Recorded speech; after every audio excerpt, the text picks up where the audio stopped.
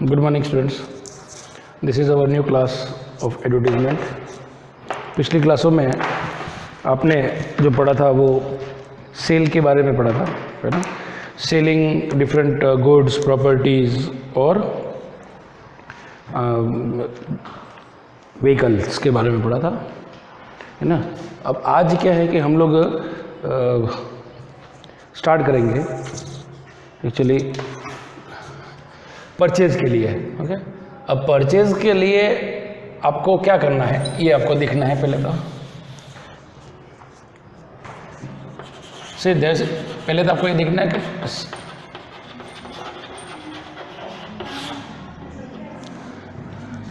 Cell और purchase के अंदर आपको डिफरेंस क्या है। सेल में क्या होता है कि जो भी आपका प्रोडक्ट है, प्रॉपर्टी है, गुड्स है, व्हीकल है, जो भी है, you try to give maximum details.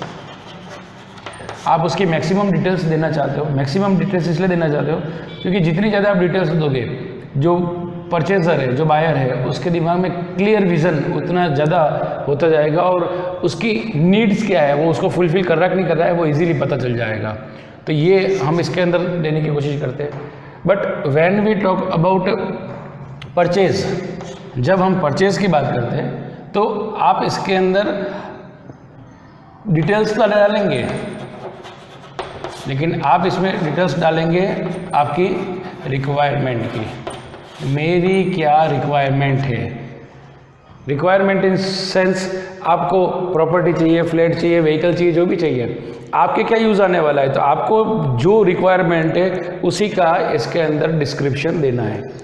Apart from that उसके ज़्यादा आपको कोई डिस्क्रिप्शन नहीं देना है। क्यों? क्योंकि उससे ज़्यादा तो ऑलरेडी आप परचेज करना चाहते हो तो आपके मन में एक आइडिया होता है। हम दुकान में जाते हैं कपड़े खरीदने, तो क्या होता है, हमारे पास पता होता है कि मुझे इस तरीके का टी शर्ट या जीन्स या शर्ट या जो भी कपड़ा लेना है, वो मुझे पहले से हम आइडिया लेकर के जाते हैं।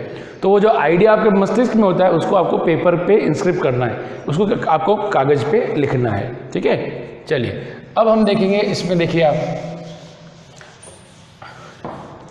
सेल जो था वो 3 तरीके का बनाया था। सबसे पहले हमने बनाया था व्हीकल के लिए, फिर हमने बनाया था गुड्स के लिए, और फिर हमने बनाया था प्रॉपर्टी के लिए। अब जब व्हीकल में आपने उस गाड़ी की कंडीशन बताई थी, ये सब बताया था, ये सब चीज़ें उसमें नहीं आएगी। हमें क्या चाहिए वो हम बताएंगे, ठीक है। तो देखिए अब मैं इसको यहाँ से इरेज कर देता हूँ। अब हम ये देखेंगे परचेज में व्हीकल के लिए आपको क्या डिटेल्स डालनी है। तो आपको सबसे पहले मैन्युफैक्चरर कि कौन सा, फिर उसके बाद में आपका आ जाएगा मॉडल कि हमको कौन सा मॉडल जो है वो स्टार्ट करना है या हमको कौन सा मॉडल चाहिए, ठीक है, ये हो जाएगा। फिर उसके बाद में आपको कैसी कंडीशन चाहिए, फिर आपका ओनर, आप ओनर की डिटेल्स डाल देते हो, है ना। फिर उसके बाद में एक और चीज़ आपको, नो ब्रोकर, दलाल, क्योंकि दलालों के पास में, कार बाज़ार वालों के पास में गाड़ियाँ होती है तो वो आपके से कांटेक्ट करने की कोशिश करेंगे। सेकेंड हैंड देखिए, जो गाड़ी खरीदेंगे ना उसमें कलर ज़्यादा मायने नहीं रखता है। आप तो इसमें ये देखते हो कि मैन्युफैक्चर, मॉडल, कंडीशन, ओनर और कंप्लीट पेपर वर्क।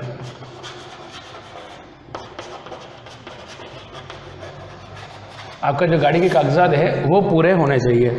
फिर आप चलते हैं गुड्स की तरफ में। आप चलते हो गुड्स की तरफ में। अब गुड्स में क्या चाहिए आपको, वही ब्रांड, ठीक है, वो जो मशीनरी है या जो भी चीज़ है उसकी कंडीशन, फिर आपका बजट, बस ये इसमें चीज़ आ जाएगी। एंड देन आ जाता है प्रॉपर्टी। प्रॉपर्टी में आप क्या देखते हो, वही आपकी रिक्वायरमेंट काइंड कि किस प्रकार का घर चाहिए आपको, प्लॉट चाहिए, जो भी चाहिए, फिर साइज़, फिर एरिया या लोकेशन जिसको बोलेंगे, और सराउंडिंग।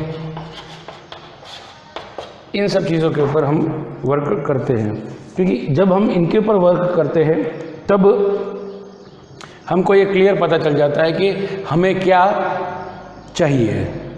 ओके, अब इन तीनों का जो वेरिएशन है, तीनों का जो फॉर्म है, वो मैं आपको बना करके बताता हूँ। ये मैं यहीं रहने देता हूँ। सबसे पहले हम स्टार्ट करेंगे व्हीकल। अब आप क्या लिखेंगे? For purchase. क्या खरीदना है आपको? ठीक है,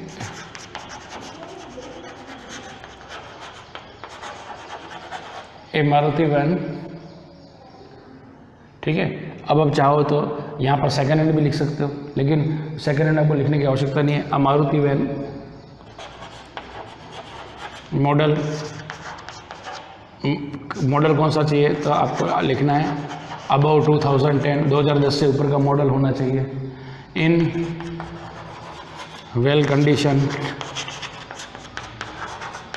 आपको कंडीशन कैसी चाहिए? अच्छी कंडीशन में चाहिए आपको। बस ये हो जाएगा। उसके बाद में आप लिखेंगे सिंगल ओनर, यानी कि उसका मालिकाना जो हक है वो एक ही होना चाहिए, single owner with complete paper work. Complete paper work के बारे में आप लिख दीजिए और बस फिर वही प्राइस नेगोशिएबल, कॉन्टैक्ट और आपका नाम और एड्रेस लिख दीजिए। ये आपका बन गया। इसके अंदर आपको कुछ ज़्यादा हमको लिखने की आवश्यकता नहीं है। आपको चीज़ों को सिंपल लिखना है। जैसे मुझे ये ब्रांड चाहिए, इससे ऊपर का मॉडल चाहिए, अच्छी कंडीशन में चाहिए, एक ओनर, यानी कि बार बार बिकी हुई गाड़ी नहीं होनी चाहिए, सिंगल ओनर होना चाहिए, single hand single owner, complete paper work, कागजात कंप्लीट होने चाहिए और प्राइस नेगोशिएबल और कॉन्टैक्ट। बस ये हो गया आपका। अब आप देखिए, आपको हम चलेंगे गुड्स के बारे में। सपोज आपको एक डीप फ्रीज चाहिए आइसक्रीम के लिए, deep freezer in working condition. भंगार नहीं चाहिए आपको। Condition for ice cream parlour. आपको लिखना पड़ेगा आपका पर्पस क्या है। आइसक्रीम पार्लर के लिए फ्रिज चाहिए आपको। ठीक है, फिर इसमें ये वर्किंग कंडीशन, ओके, ऑफ, आप ब्रांड लिख सकते हो, गोदरेज, कैलविनेटर, वोल्टास, जो भी है, ऑफ ब्रांड का नाम लिख दिया। बस उसके बाद में फिर आपका बजट आप लिखना चाहो तो भी लिख सकते हो, अप टू 20,000 रुपीज़ और बस फिर वही कॉन्टैक्ट। ये हो गया। ज़्यादा डिटेल इसमें भी नहीं आएगी। ठीक है, अब आ जाएगा, हम लोग आ जाते हैं इसके ऊपर, प्रॉपर्टी के ऊपर आ जाते हैं। अब आपको क्या चाहिए? अब आपको प्रॉपर्टी में ख़रीदना है, प्लॉट खरीदना है। A plot in industrial area, size 2,500 square feet. ठीक है, इंडस्ट्रियल एरिया आपने पहले बता दिया, लोकेशन बता दी है ना। विथ सॉरी कहाँ चाहिए तो ऑन रोड है ना, with complete paper work,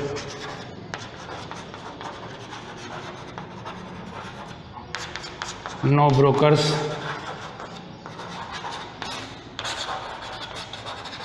contact. ये हो गया आपके। तो इस तरीके से हम अलग अलग जो है एडवर्टीज़मेंट बना सकते हैं, है ना। आप अभ्यास करेंगे तो बहुत इजीली ये बनना शुरू हो जाएंगे। अभ्यास नहीं करोगे तो समस्या आएगी, लेकिन अभ्यास करोगे तो समस्या नहीं आएगी। अगली क्लास में हम वापस जुड़ेंगे, तब तक इसका अभ्यास कीजिएगा। Till then keep practicing all the things. Thank you.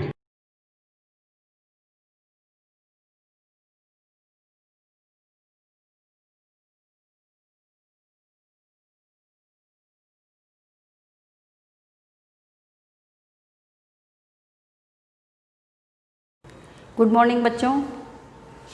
आज हम डिस्कस करेंगे हेलो एरिन्स कैसे बनाते हैं, preparation methods of hello arenes.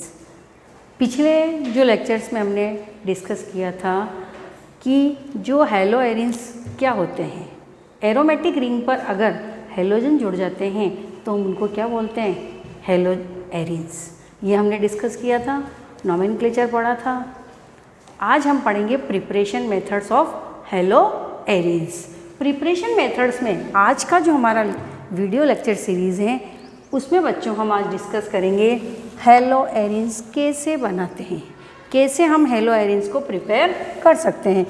बहुत सारी रिएक्शंस होगी बेटा जो आपके बार बार रिपीट होगी। सबसे पहले हेलोजिनेशन, हेलोजिनीकरण, ठीक है ना। हेलोजिनेशन यानी कि हम बेंजीन रिंग पर हेलोजन को कैसे जोड़ें, तो हेलोजिनेशन, हेलोजिनेशन फिर है डाईएज़ोटीकरण, डाईएज़ोटीकरण भी हम रिएक्शंस पढ़ेंगे। रासिंग प्रकरण से भी हम बना सकते हैं और हुंसडीकर, हुंसडीकर हमने पिछले लेक्चर्स में भी हमने इसको डिस्कस किया था। तो सबसे पहले हम पढ़ेंगे हेलोजिनीकरण। हेलोजिनीकरण जो रिएक्शन है वो इलेक्ट्रॉन स्नेही प्रतिस्थापन रिएक्शन से होता है। इलेक्ट्रॉन स्नेही प्रतिस्थापन मतलब हटना, इलेक्ट्रॉन्स नहीं हटता और उसकी जगह क्या आ जाता है, इलेक्ट्रॉन्स नहीं। इलेक्ट्रॉन्स नहीं हम डिस्कस कर चुके हैं, किसे कहते हैं इलेक्ट्रॉन्स नहीं, सारे लुईस अम्ल और जिन पर क्या होता है, जिन जो इलेक्ट्रॉन से स्नेह करते हैं, जिनके पास इलेक्ट्रॉन की क्या होती है, कमी, यानी उन पर धनावेश होता है। तो सबसे पहले हम डिस्कस करेंगे बेंजीन रिंग पर हेलोजिनेशन, हेलोजिनेशन, बेंजीन रिंग पर हेलोजिनेशन फर्स्ट रिएक्शन हम डिस्कस करेंगे।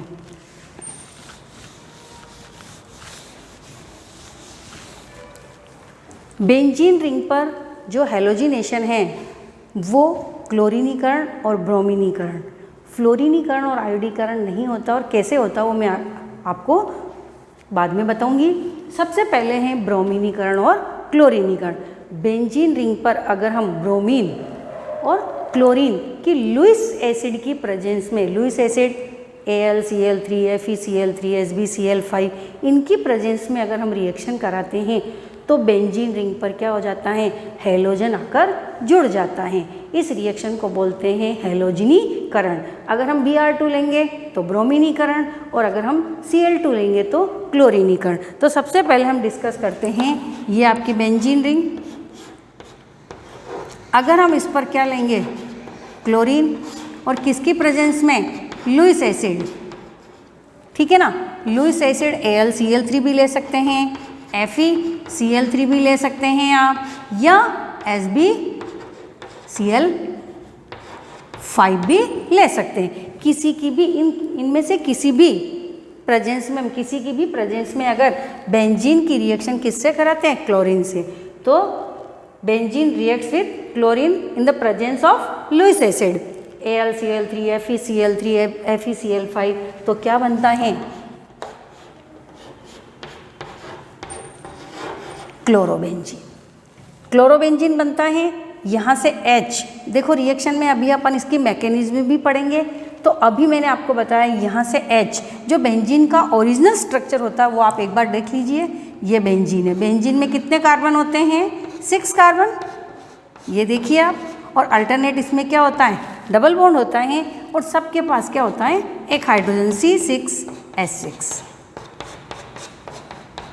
ठीक है ना। ये बेंजीन का स्ट्रक्चर है, इसको मैंने ऐसे लिखा है, ये हमने 11th में पढ़ा था, हम ऐसे लिख सकते हैं इसको, है ना। तो इसमें से यहाँ से H हटकर यहाँ पे क्या आ जाता है, Cl आ जाता है। तो H क्या है, प्लस, यानी धन आवेशित है, तो H प्लस निकलता है, और उसकी जगह भी क्या आता है, Cl प्लस आता है, यानी इलेक्ट्रॉन स्नेही की जगह क्या आता है, इलेक्ट्रॉन स्नेही। तो इसीलिए इसको बोलते हैं इलेक्ट्रॉन स्नेही प्रतिस्थापन रिएक्शन या इलेक्ट्रोफिलिक सब्स्टिट्यूशन रिएक्शन। तो प्रोडक्ट क्या बन जाएगा, Cl। क्लियर। बेंजीन पर हम क्या करेंगे, क्लोरीन की रिएक्शन कराएंगे with the presence of aluminium chloride और FeCl3 और SbCl5, तो वी ऑब्टेन क्लोरोबेंजीन। हम क्या प्राप्त करेंगे, क्लोरोबेंजीन, ठीक है ना। अगर हम यही रिएक्शन, आपको आई होप आपको अच्छे से समझ में आ रहा होगा कि बेंजीन की रिएक्शन हम किससे कराएंगे, अगर हमको ब्रोमोबेंजीन बनानी है तो हम क्या ले लेंगे, कोई सा भी आप लुईस एसिड ले लीजिए, इसकी प्रेजेंस में रिएक्शन कराएंगे तो क्या बनेगी, ब्रोमोबेंजीन प्लस क्या है, HBr। तो benzene reacts with chlorine, the presence of aluminum chloride or FeCl3 or SbCl5 obtain chlorobenzene या give chlorobenzene। अगर हम ब्रोमीन से रिएक्शन कराएंगे बेंजीन की तो हमें क्या मिलेगा, ब्रोमोबेंजीन, और अगर हम क्लोरीन से रिएक्शन कराएंगे तो हमें क्या मिलेगा, क्लोरोबेंजीन। फ्लोरोबेंजीन और आयोडोबेंजीन। फ्लोरोबेंजीन जो फ्लोरीन होता है बहुत रिएक्टिव ज़्यादा होता है, इसलिए रिएक्शंस नहीं देते हैं F2। और आयोडीन की रिएक्शन होती है वो लुईस एसिड की प्रेजेंस में नहीं होती है। इसको हम या तो कोई भी ऑक्सीकारक, क्योंकि जो बनने वाला HI होता है उसका हमको ऑक्सीकारक की प्रेजेंस में रिएक्शन कराते हैं, तो HiO3 या HNO3 की प्रेजेंस में रिएक्शन होती है। क्यों? क्योंकि जो आयोडीन से रिएक्शन हम करवाएंगे वो रिवर्सिबल होती है, उत्क्रमणीय रिएक्शन होती है। तो देखिए आप नेक्स्ट, अगर मैं बेंजीन की रिएक्शन किससे कराती हूँ, आयोडीन से, ठीक है ना, तो ऑब्वियसली हमको क्या मिलेगा, आयोडोबेंजीन, और को प्रोडक्ट मिलेगा हमको HI, यानी हमको सह उत्पाद क्या मिलेगा, HI। लेकिन ये रिएक्शन क्या होती है, रिवर्सिबल होती है, यानी कि जो HI होता है वो वापस क्या होता है, आयोडोबेंजीन को वापस आयोडीन में क्या, इसको आयोडीन और बेंजीन में क्या कर देता है, ऑक्सीकृत कर देता है। तो हम क्या करते हैं, अगर हम ये रिएक्शन किसकी प्रेजेंस में कराएं, या तो हम HiO3 लें या HNO3। अगर इसकी प्रेजेंस में रिएक्शन करवाते हैं तो आयोडोबेंजीन बनेगा, लेकिन जो HI बनता है वो HiO3 से रिएक्शन करके क्या बना देता है, I2 और H2O, यानी कि ये जो HI है वो प्रबल अपचायक है, तो क्या होगा, रिएक्शन वापस रिवर्सिबल नहीं होती है। तो ये अगर हम इसकी प्रेजेंस में रिएक्शन कराते हैं HiO3 और HNO3 की प्रेजेंस में, तो आयोडोबेंजीन मिलती है, लेकिन रिएक्शन क्या होती, रिवर्सिबल नहीं होती है, क्योंकि जो बनने वाला HI है वो HiO3, या अगर हम कोई भी प्रबल ऑक्सीकारक HNO3 भी ले सकते हैं, उसकी प्रेजेंस में रिएक्शन कराते हैं तो क्या बन जाता है, आयोडीन और H2O। और हमको जो चाहिए, हमको क्या चाहिए, आयोडोबेंजीन, वो आयोडोबेंजीन मिल जाती है। तो ये ध्यान रखना कि अगर हमको बेंजीन का आयोडीकरण करना है, यानी बेंजीन की रिएक्शन आयोडीन से करानी है, तो हमको किसकी प्रेजेंस में करानी है, कोई भी जो स्ट्रॉन्ग जो होता है वो ऑक्सीडाइजिंग एजेंट की प्रेजेंस में, यानी प्रबल ऑक्सीकारक एजेंट की प्रेजेंस में, HiO3 या HNO3 की प्रेजेंस में, तो बनने वाला HI क्या होगा, उससे रिएक्शन करके HI को किस में ऑक्सीडाइज कर देगा, I2 में। तो ये आपके आयोडीनीकरण। अगर हम इसकी फ्लोरीन से कराते हैं तो रिएक्शन नहीं होती है, क्योंकि फ्लोरीन, वैसे भी आपको पता है फ्लोरीन क्या है, बहुत ज़्यादा विद्युत ऋणी तत्व है, सबसे ज़्यादा विद्युत ऋणी तत्व हैं, और ये बहुत ज़्यादा रिएक्टिव होने के कारण बेंजीन का फ्लोरीनीकरण नहीं होता है, और कैसे होता है वो आगे हम पढ़ेंगे। तो ये आपके हैलोजनीकरण किसकी प्रेजेंस में, अगर बेंजीन क्लोरीन, ब्रोमीन या आयोडीन, क्लोरीन और ब्रोमीन की रिएक्शन किसकी प्रेजेंस में कराते हैं, हैलोजन जो होता है उनकी लुईस अम्लों की प्रेजेंस में कराते हैं। बेंजीन की रिएक्शन से तो हमको क्या मिलता है, क्लोरो या ब्रोमोबेंजीन, और अगर हमको आयोडोबेंजीन बनानी है तो हम बेंजीन की रिएक्शन किससे कराते हैं, प्रबल ऑक्सीकारक HiO3 या HNO3 की प्रेजेंस में। क्यों? क्योंकि रिएक्शन क्या होती है, रिवर्सिबल होती है। ठीक है, अब हम इसकी मैकेनिज्म पढ़ेंगे कि ये जो रिएक्शन होती हैं, फॉर एग्जाम्पल ये बेंजीन, ये क्लोरीनीकरण हो रहा है बेंजीन का किसकी प्रेजेंस में, AlCl3 की प्रेजेंस में। हमको क्या मिला, क्या ऑब्टेन हुआ, क्लोरोबेंजीन और HCl। लेकिन वास्तव में रिएक्शन कैसे होती है, तो इसका हम मैकेनिज्म पढ़ेंगे। तो कैसे रिएक्शन, स्टेप बाय स्टेप कैसे रिएक्शन होती है। तो सबसे पहले जो लुईस एसिड है वो हैलोजन से रिएक्शन करता है। अगर आप क्लोरीन से लोगे तो क्लोरीन से, और ब्रोमीन से लोगे तो ब्रोमीन से। फर्स्ट है AlCl3 किससे रिएक्ट करेगा, Cl2 से, और क्या बनाएगा, AlCl4 माइनस, और क्या बन जाएगा Cl प्लस क्लोरोनियम आयन।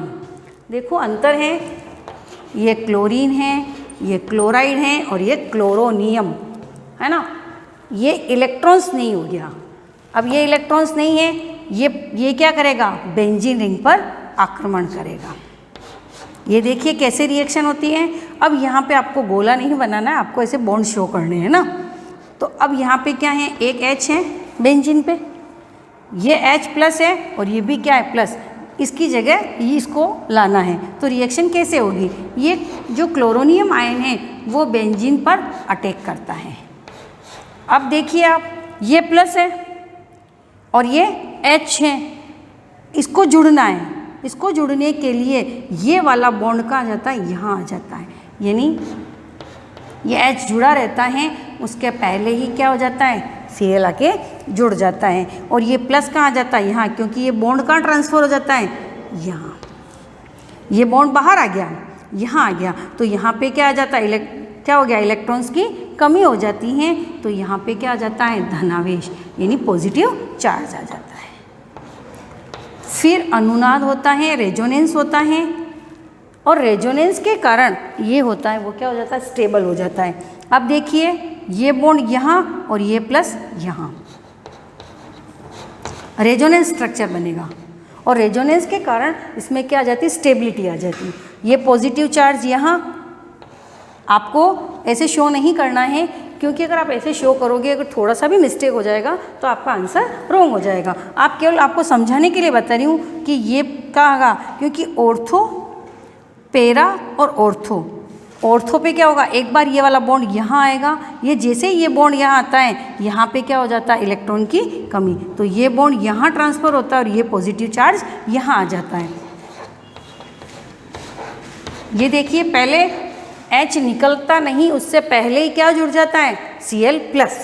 ये आपको ध्यान रखना है कि इसकी मैकेनिज्म कैसे होती है, रिएक्शन स्टेप बाय स्टेप कैसे होती है, कैसे फॉलो होती है। सबसे पहले लुईस एसिड, आप जो भी हेलोजन लेंगे, क्लोरीन लेंगे तो क्लोरीन से, ब्रोमीन लेंगे तो ब्रोमीन से रिएक्ट करेगा और क्या बनाएगा, AlCl4 माइनस और क्लोरोनियम आयन। ये क्लोरोनियम आयन बेंजीन से रिंग करके क्या कर देगा, बेंजीन पर ऑर्थो पोजीशन पर पॉजिटिव चार्ज यानी धनावेश ले आएगा, और ये रेजोनेंस यानी अनुनाद के कारण इसमें क्या आ जाएगी, स्टेबिलिटी।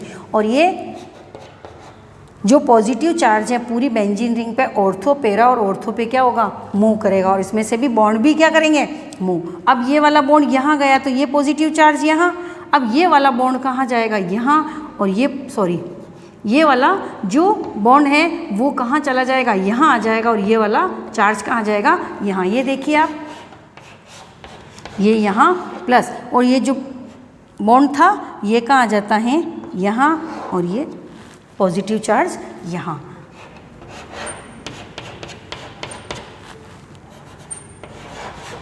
अब वापस क्या होता है, ये जो बॉन्ड है, ये देखिए H वाला बॉन्ड, H को निकालना है और हमको किसको जोड़ना है, Cl को। तो ये वाला H कहाँ आएगा, H तो क्या होगा, निकल जाएगा। H किसके साथ निकलता है, प्रोटॉन के रूप में निकलता है, तो ये प्लस किस पे चला जाएगा, H पे, और ये पूरा का पूरा बॉन्ड यहाँ आ जाएगा, यानी ये बॉन्ड वापस कहाँ आ जाता है, यहाँ, और H पे क्या आ जाता है, प्लस, यानी क्या बन जाता है आपका। अगर आप चाहें तो डायरेक्ट भी दे सकते हैं, और अगर एक बार चाहें तो ये स्टेप भी दे सकते हैं, क्योंकि इसमें क्या आया, आधे पे क्या आ गया, पॉजिटिव चार्ज आ गया, ठीक है ना। और अब H प्लस निकल जाएगा और आपके क्या बन जाएगी, क्लोरोबेंजीन, और H प्लस के रूप में यानी प्रोटॉन के रूप में निकल जाता है। हमको क्या करना, इलेक्ट्रॉन्स नहीं, प्रतिस्थापन रिएक्शन है, इलेक्ट्रोफिलिक सब्स्टिट्यूशन रिएक्शन है, तो हमको इलेक्ट्रोफाइल की जगह ही इलेक्ट्रोफाइल लाना है। तो ये क्या होगा, H प्लस निकल जाएगा और उसकी जगह क्या आ गया, Cl प्लस। ये H प्लस वापस रिएक्शन आप ऊपर देख लीजिए, यहाँ नहीं तो यहाँ देखिए आप, H प्लस वापस क्या करेगा, AlCl4 से रिएक्शन करेगा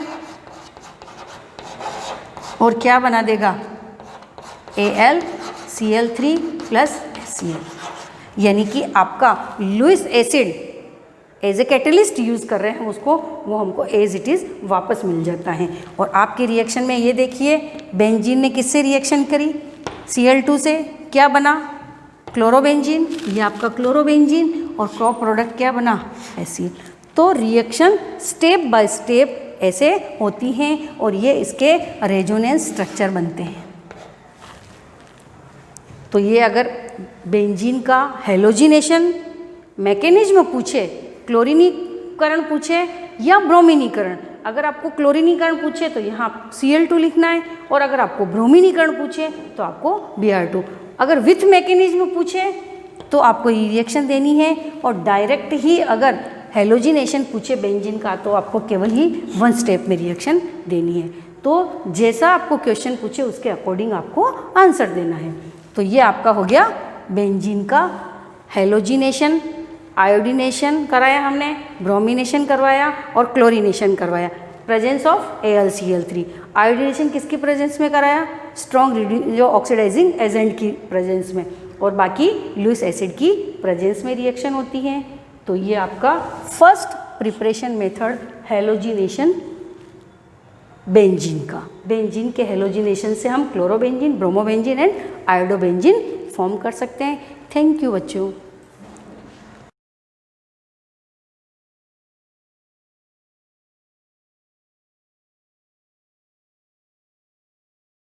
good morning everyone. Last class में हम इलेक्ट्रिक फील्ड के बारे में स्टार्ट किया था और उसके बाद समय खत्म हो गया था। आज हम स्टार्ट करेंगे इलेक्ट्रिक फील्ड, जिसको हम हिंदी में बोलते हैं विद्युत क्षेत्र। ठीक है, पर इससे पहले कि जैसे कि लास्ट क्लास में या लास्ट मैंने ग्रुप में आपको पीडीएफ भेजी थी क्वेश्चन की, ठीक है, जिसमें सभी बच्चों ने, जो इंग्लिश मीडियम वाले जो बच्चे हैं उन्होंने सभी क्वेश्चन अटेम्प्ट किए थे, और जिसमें से 3 क्वेश्चन सबने किए थे, सेकंड, थर्ड और फोर्थ। और पहला जो क्वेश्चन था, फर्स्ट जो क्वेश्चन था, उसमें सबको लगभग दिक्कत आ रही थी। और फर्स्ट क्वेश्चन क्या था, तो जैसे उसके बारे में आपको डायग्राम भी सबसे पहले समस्या आपके क्वेश्चन सोल्व करने में नहीं आ रही थी, आपको क्वेश्चन को समझने में समस्या आ रही थी कि क्वेश्चन क्या कह रहा है और आप क्या कर रहे हो। आपको सबसे पहले उसमें डायग्राम बनाना है। फिजिक्स में जब तक आप लाइन डायग्राम परफेक्ट नहीं बनाओगे तब तक आप क्वेश्चन को सोल्व नहीं कर पाओगे। ठीक है, तो आप डायरेक्ट क्या करते हो, वैल्यूज को देखते हो, फॉर्मूला लगाते हो, फॉर्मूले में वैल्यूज पुट करते हो, गुणा भाग जोड़ भागी करके आंसर निकाल देते हो। तो वो आंसर रॉन्ग आता है, क्योंकि इसमें क्वेश्चन में क्या होता है, फिजिक्स में जैसे न्यूमेरिकल आता है तो उनके अंदर एंगल की वैल्यू हमको डिराइव करनी पड़ती है, फाइंड करनी पड़ती है एंगल की वैल्यू। क्वेश्चन में के अंदर बहुत कम ऐसे क्वेश्चन होता है जिनके अंदर एंगल की वैल्यू हमको गिवन होती है, तो एंगल की वैल्यू हमको फाइंड करनी पड़ती है। तो आपने क्या किया, रिजल्टेंट फोर्स का फॉर्मूला लगाया और आपने क्वेश्चन को सोल्व कर दिया। तो उससे क्या हो गया, आपका क्वेश्चन गलत हो गया, क्योंकि आपने में से बहुत सारों ने, किसी ने 90 डिग्री एंगल की वैल्यू पुट की, किसी ने 60 डिग्री एंगल की वैल्यू पुट की, तो उसमें क्या हो गया, आपका क्वेश्चन गलत हो गया। तो सबसे पहले क्वेश्चन के हिसाब से आपको डायग्राम बनाना आना चाहिए कि आपको क्वेश्चन क्या कह रहा है, उसके हिसाब से चाहे डायग्राम क्वेश्चन के अंदर हो या नहीं हो, अपन को लाइन डायग्राम हमेशा बनाना चाहिए। ठीक है, तो क्वेश्चन आपको क्या दे रखा था कि एक इक्विलेटरल ट्रायंगल है, ये इक्विलेटरल ट्रायंगल। सबसे पहले इसकी खासियत क्या होती है, तो इसके तीनों साइड कैसी होती है, इक्वल होती है। और क्वेश्चन के अंदर शायद मेरे को जहां तक याद है मैंने 5 सेंटीमीटर ईच बोला था।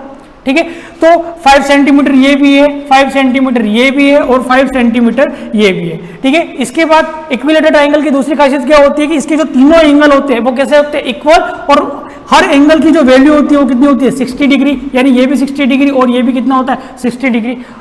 ठीक है, तो ये सारी चीजें क्वेश्चन में, बहुत सारी चीजें क्या होती है, हाइड होती है, जिनको हमको पता करना पड़ता है। ठीक है, तो जैसे इक्विलेटरल ट्रायंगल आपको क्वेश्चन के अंदर गिवन है, इसका मतलब समझ जाना कि तीनों साइडें कैसी है, बराबर है, और तीनों एंगल कैसे होंगे, बराबर। अब हमने क्या क्वेश्चन के अंदर, क्वेश्चन ने आपको क्या बोला था कि 3 चार्ज है, 3 चार्ज है, और वो 3 जो चार्ज है, या हिंदी में हम बोले आवेश,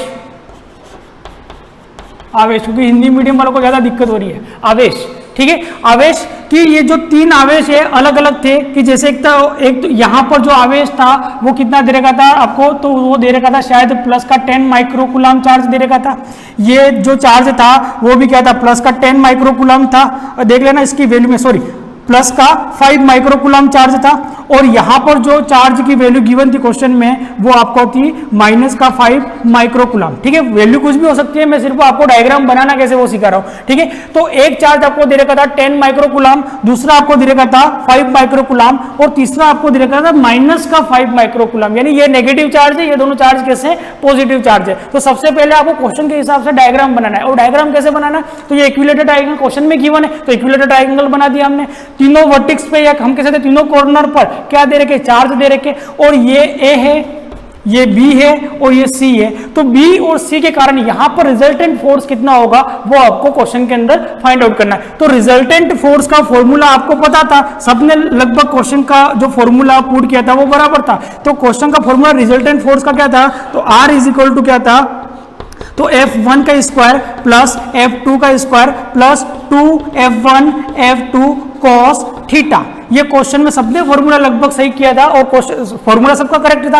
अब यहां पर रिजल्टेंट फोर्स निकालना है, तो क्वेश्चन के अंदर गिवन F1 आप निकाल लोगे, F2 आप निकाल लोगे, पर आपको सबसे मेन चीज यहां पर थीटा निकालना है कि थीटा की वैल्यू कितनी होगी। तो उसके लिए डायग्राम कंप्लीट होना चाहिए, क्योंकि डायग्राम जब तक कंप्लीट नहीं होगा आप थीटा की वैल्यू सही से निकाल नहीं पाओगे। तो हम देखा कि ये वाला जो चार्ज है वो चार्ज कितना है, प्लस 5 माइक्रोकुलाम। तो 5 से हमको कोई लेना देना नहीं है, अभी हम डायग्राम बना रहे हैं, यानी ये वाला चार्ज पॉजिटिव है, ये वाला चार्ज नेगेटिव है और ये वाला चार्ज कैसा है, पॉजिटिव।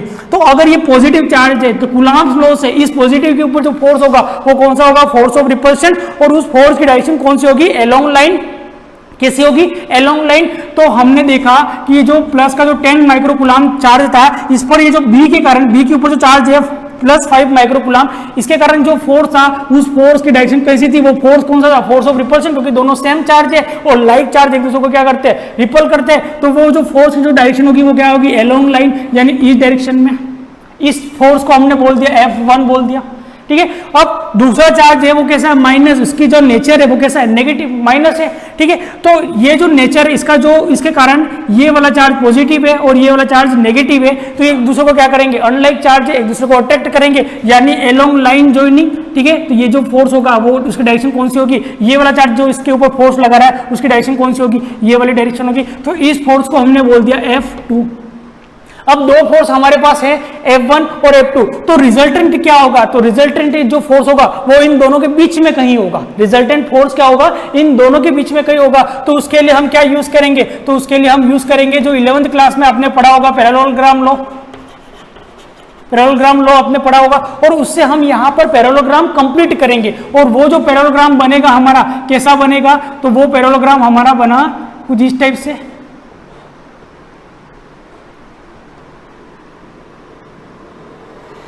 ये हमारा पैरेललोग्राम बन गया, ठीक है। तो पैरेललोग्राम वाकई में अब यहां परफेक्ट नहीं बना, पर वाकई में जो पैरेललोग्राम होता है वो कैसा होता है, तो ये कुछ इस टाइप का पैरेललोग्राम बनेगा, ठीक है। तो पैरेललोग्राम क्या होता है, जैसे ये एक लाइन है, इसके पैरेलल दूसरी लाइन होगी, ये लाइन है, ये वाली साइड, इसके पैरेलल क्या होगी, दूसरी साइड होगी, तो ये क्या बन गया, पैरेललोग्राम बन गया, ठीक है। अब इसमें ये जो एंगल होते हैं ये कितने होते हैं, 60 डिग्री का, और ये वाले जो एंगल होते हैं वो कितने होते हैं, 120 डिग्री के होते हैं। कितने होते हैं, 120 डिग्री के होते हैं, ठीक है। तो अब क्वेश्चन के अंदर आपको ये F1 फोर्स है, ये F1 फोर्स है, और ये कौन सा फोर्स है, F2 फोर्स है। तो F1 और F2 के बीच का ये जो एंगल है, ये एंगल कौन सा है, थीटा एंगल है। कौन सा एंगल है, थीटा एंगल है। और इसी थीटा की वैल्यू आपको फाइंड आउट करनी है। तो कैसे फाइंड करेंगे थीटा की वैल्यू, तो हम जानते हैं कि अगर इसी लाइन को मैं बैकवर्ड एक्सटेंड करूंगा, आगे ऐसे मैंने एक्सटेंड किया, ये एक्सटेंड किया, तो ये इस लाइन से ये पूरा जो एंगल है वो एंगल कितना हो गया, 180 डिग्री। कितना हो गया एंगल, 180 डिग्री, क्योंकि हम जानते हैं ये हाफ सर्कल कितना होता है, 180 डिग्री। अब हम जानते हैं कि इक्विलेटरल ट्रायंगल का ये वाला जो एंगल होता है, ये एंगल कितना होता है, 60 डिग्री होता है, क्योंकि तीनों एंगल कैसे होते हैं, 60 डिग्री के। तो तीनों एंगल कैसे होंगे, 60 डिग्री का, ये एंगल भी कितना होगा, 60 डिग्री का। तो इस 60 के अपोजिट एंगल कौन सा है, ये वाला, यानी वर्टिकली अपोजिट एंगल जो आप ये 7th क्लास में पढ़ते हो, 8th क्लास में पढ़ते हो, कि वर्टिकली अपोजिट एंगल कैसे होते हैं, इक्वल होते हैं। अगर ये 60 डिग्री का है तो ये वाला जो एंगल है वो भी कितना होगा, 60 डिग्री का, ठीक है। अब हमने देखा कि ये पूरा एंगल 180 डिग्री है, जिसमें से इतना एंगल कितना है, 60 डिग्री। तो ये वाला जो एंगल है वो कितना होगा, तो वो ये वाला जो एंगल है 180 में से 60 माइनस करो, तो ये वाला जो एंगल थीटा की वैल्यू आई वो कितनी आ गई, 120 डिग्री। कितनी आ गई, 120 डिग्री। अब थीटा की वैल्यू आपको कितनी पुट करनी है, 120 डिग्री, और theta cos 120 is equal to होता है -1/2। कितना होता है, -1/2। वो वैल्यू आपको पुट करनी है और क्वेश्चन को सोल्व कर देना। सारी चीजें आपने सही की है, आपने F1 की वैल्यू सही निकाली, आपने F2 की वैल्यू सही निकाली, आपने 2F1 F2 सही किया, पर आपने थीटा की वैल्यू आपने सबने कितनी पुट की, 60 पुट की, जिसके कारण आपका सभी के क्वेश्चन क्या हो गया, गलत हो गया। तो पैरेललोग्राम लो मैंने जब बोला है आपको, तो आपको पैरेललोग्राम कंप्लीट करना है। और जैसे हमने ये पैरेललोग्राम कंप्लीट किया, ये कितना होगा 120 होगा, ये भी 120 होगा, ये 60 होगा और ये वाला कितना होगा 60 होगा। ठीक है, जो कि मैंने साइड में आपको बना के बताया।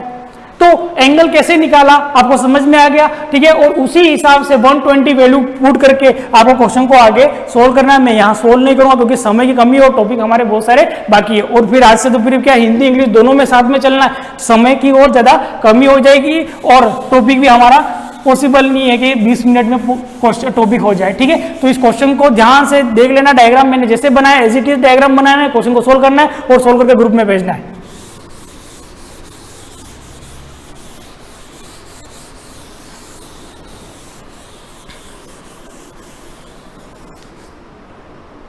ठीक है, अब हमारे टॉपिक पे हम आ गए थे इलेक्ट्रिक फील्ड, और जिसको हम हिंदी में बोलते हैं विद्युत क्षेत्र। ठीक है, तो इलेक्ट्रिक फील्ड का सबसे पहले कंसेप्ट हमको पढ़ने की जरूरत कहां पड़ी। ठीक है, तो हमने देखा कि एक पॉइंट चार्ज है और एक दूसरा पॉइंट चार्ज है, इन दोनों के बीच में हमने फोर्स को कैलकुलेट किया था, और इस दोनों के बीच में जो फोर्स को कैलकुलेट किया था वो था F = 1/4 pi epsilon not Q1 Q2 open R square. ये फोर्स हमने कैलकुलेट किया था। किससे कैलकुलेट किया था? तो हमने किया था कूलॉम्स लॉ से। किससे कैलकुलेट किया था? कूलॉम्स लॉ से। ठीक है, तो कूलॉम्स लॉ से दो पॉइंट चार्जेस के बीच में हम फोर्स को कैलकुलेट कर सकते हैं। दूसरा, कूलॉम्स लॉ से हम क्या कैलकुलेट कर सकते हैं? तो हमारे पास एक सिस्टम है, ये एक बॉडी है, हमारे पास सिस्टम है जिसके अंदर बहुत सारे चार्ज है, प्लस माइनस, प्लस का Q है, माइनस का Q है, प्लस का 2Q है, प्लस का 3Q है, माइनस का 3Q है। तो ये जो सिस्टम के पास चार्ज है, तो सिस्टम में जो चार्जेस है इनमें इंडिविजुअल जो चार्जेस हैं, जैसे कि ये चार्ज प्लस Q और ये प्लस का 2Q है, तो इन दोनों के बीच का फोर्स, इन दोनों के बीच का फोर्स, इन दोनों के बीच का फोर्स या इन दोनों के बीच का फोर्स हम किससे फाइंड कर सकते हैं? तो हम फाइंड कर सकते हैं कूलॉम्स लॉ से फाइंड कर सकते हैं। यानी दो बिंदु आवेश के बीच का जो फोर्स होता है, जो दो बिंदु आवेश के बीच का जो फोर्स होता है, जो बल होता है, दो बिंदु आवेश के बीच में जो बल होता है, उस बल को हमने कूलॉम के नियम से क्या किया? सोल्व किया।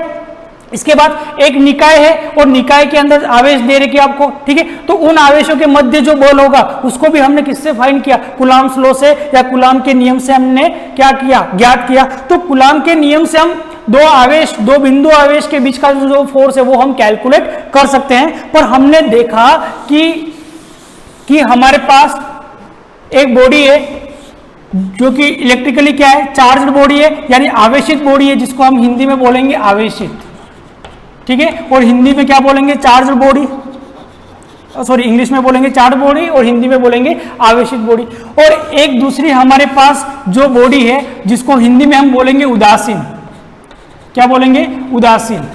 ठीक है, और इंग्लिश में बोलेंगे हम अनचार्ज बॉडी, यानी जिसके पास चार्ज नहीं है। और जिसके पास चार्ज नहीं है वो कैसी है? न्यूट्रल है। और न्यूट्रल को हिंदी में क्या बोलते हैं? उदासीन बोलते हैं। ठीक है, इसका मतलब ये कि इसके पास चार्ज नहीं, ऐसा नहीं है। इसके पास नेट चार्ज कितना है? तो नेट चार्ज इसके पास कैसा है? 0 है, क्योंकि इसके पास प्लस भी है, इसके पास माइनस भी है, पर सारे कैसे? रैंडमली अरेंज है, यानी जितने नंबर ऑफ पॉजिटिव है उतने नंबर ऑफ इसके पास क्या है? नेगेटिव। यानी जितने नंबर ऑफ इसके पास धनात्मक आवेश है उतने ही क्या है? ऋणात्मक आवेश है। तो नेट आवेश इसके पास कितना होगा? 0। तो इसको हम क्या बोलते हैं? उदासीन है।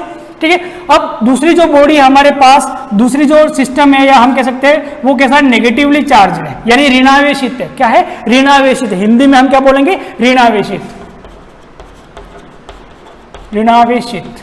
ठीक है, ऋणावेशित है, यानी इसके पास कौन से चार्जेस है? नेगेटिव चार्जेस है। अब हमने देखा था कि अगर इसके पास नेगेटिव चार्ज हैं, यानी ऋणात्मक आवेश है, और इसके पास जो चार्ज है, नेट चार्ज इसके पास कितने हैं? नेट आवेश इसके पास कितने हैं? 0 है। तो हमने देखा था ड्यू टू इंडक्शन,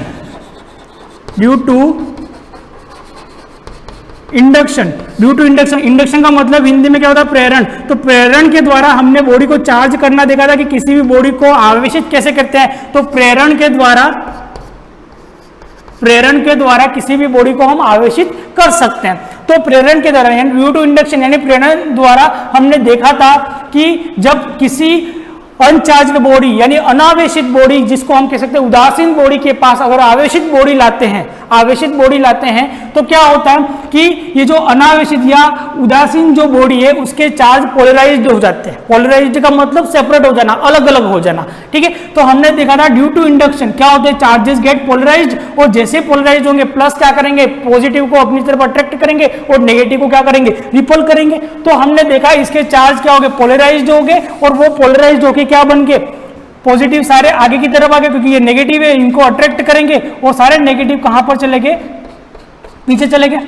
तो हमने देखा कि ये जो ऋणात्मक चार्ज है, ऋणात्मक आवेश है, इसके कारण ये जो इसके ऊपर जो धनात्मक आवेश के ऊपर जो फोर्स है, जो बल है, वो बल कौन सा है, तो हम जानते हैं कि कौन सा, आकर्षण का बल है। कौन सा बल है, आकर्षण का बल है। और ये जो माइनस यानी ऋणात्मक जो आवेश है, इनके कारण ये जो ऋणात्मक ये जो दूसरे आवेश है यानी नेगेटिव चार्ज, इन नेगेटिव चार्ज के ऊपर जो फोर्स लगा रहा है वो फोर्स कौन सा है, तो हम जानते हैं प्रतिकर्षण का फोर्स है, जिसको हम बोलते हैं रिपल्शन का फोर्स। कौन सा फोर्स बोलते हैं, रिपल्शन का फोर्स बोलते हैं। तो अब हमने देखा कि कूलाम्ब्स लॉ से हमने देखा था, कूलाम्ब के नियम से हमने देखा था कि जो फोर्स होता है वो क्या होता है, डिस्टेंस के इनवर्सली प्रोपोर्शनल होता है। क्या होता है, डिस्टेंस के इनवर्सली प्रोपोर्शनल होता है। यानी दो आवेशों के मध्य अगर जो दूरी है वो अगर इंक्रीज होगी तो उनके बीच में जो फोर्स होगा वो क्या होगा, डिक्रीज होगा। अगर डिस्टेंस इंक्रीज होगा तो फोर्स क्या होगा, डिक्रीज होगा, और अगर डिस्टेंस कम होगा तो फोर्स क्या होगा, इंक्रीज होगा। ठीक है, तो हमने देखा तो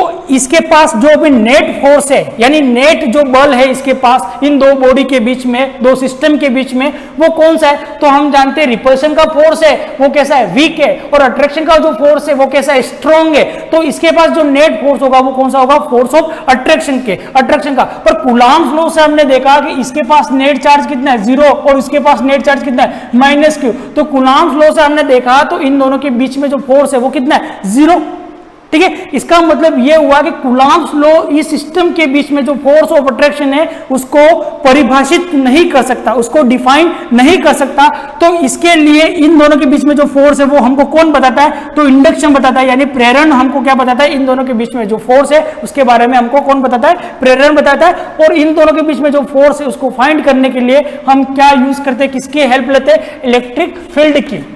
ठीक है, तो इलेक्ट्रिक फील्ड हम क्यों पढ़ते हैं, क्योंकि बहुत सारी चीजें कूलाम्ब्स लॉ सिर्फ वैलिड किसके लिए, बिंदु आवेश के लिए, या हम कह सकते हैं पॉइंट चार्ज के लिए ही कूलाम्ब्स का नियम वैलिड है। ठीक है, तो बड़ी बड़े सिस्टम्स के लिए, बड़ी बड़ी बॉडी के लिए कूलाम्ब्स का लॉ वैलिड नहीं है। इसीलिए हमने एक नया जो एक इमेजिंग किया, और वो इमेजिनेशन क्या था हमारा, इलेक्ट्रिक फील्ड की। हम जानते हैं कि इन दोनों के बीच में कोई कांटेक्ट नहीं है, इन दोनों के बीच में कोई कांटेक्ट नहीं है। अगर ये कोई बॉडी है जिसके ऊपर मुझे फोर्स लगाना है तो मैंने क्या किया, make a contact and push it. ठीक है, तो यानी मैंने इसके साथ क्या बनाया, कांटेक्ट बनाया, और फिर मैंने इसको पुश किया, पर यहां पर किसी भी तरह का इन दोनों के बीच में कांटेक्ट नहीं है, और फिर भी ये फोर्स लगा रहा है, इसके ऊपर अट्रैक्शन का नेट फोर्स लग रहा है। तो ये फोर्स कौन लगा रहा है, तो हमने इमेजिन किया कि ये फोर्स कौन लगा रहा है, फील्ड लगा रही है, और इस फोर्स को हमने बोला फील्ड फोर्स बोला। और इसी फील्ड को हम इस क्लास में देखेंगे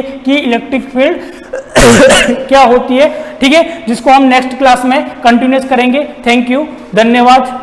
आगे हम कंटिन्यू करेंगे। थैंक यू, धन्यवाद।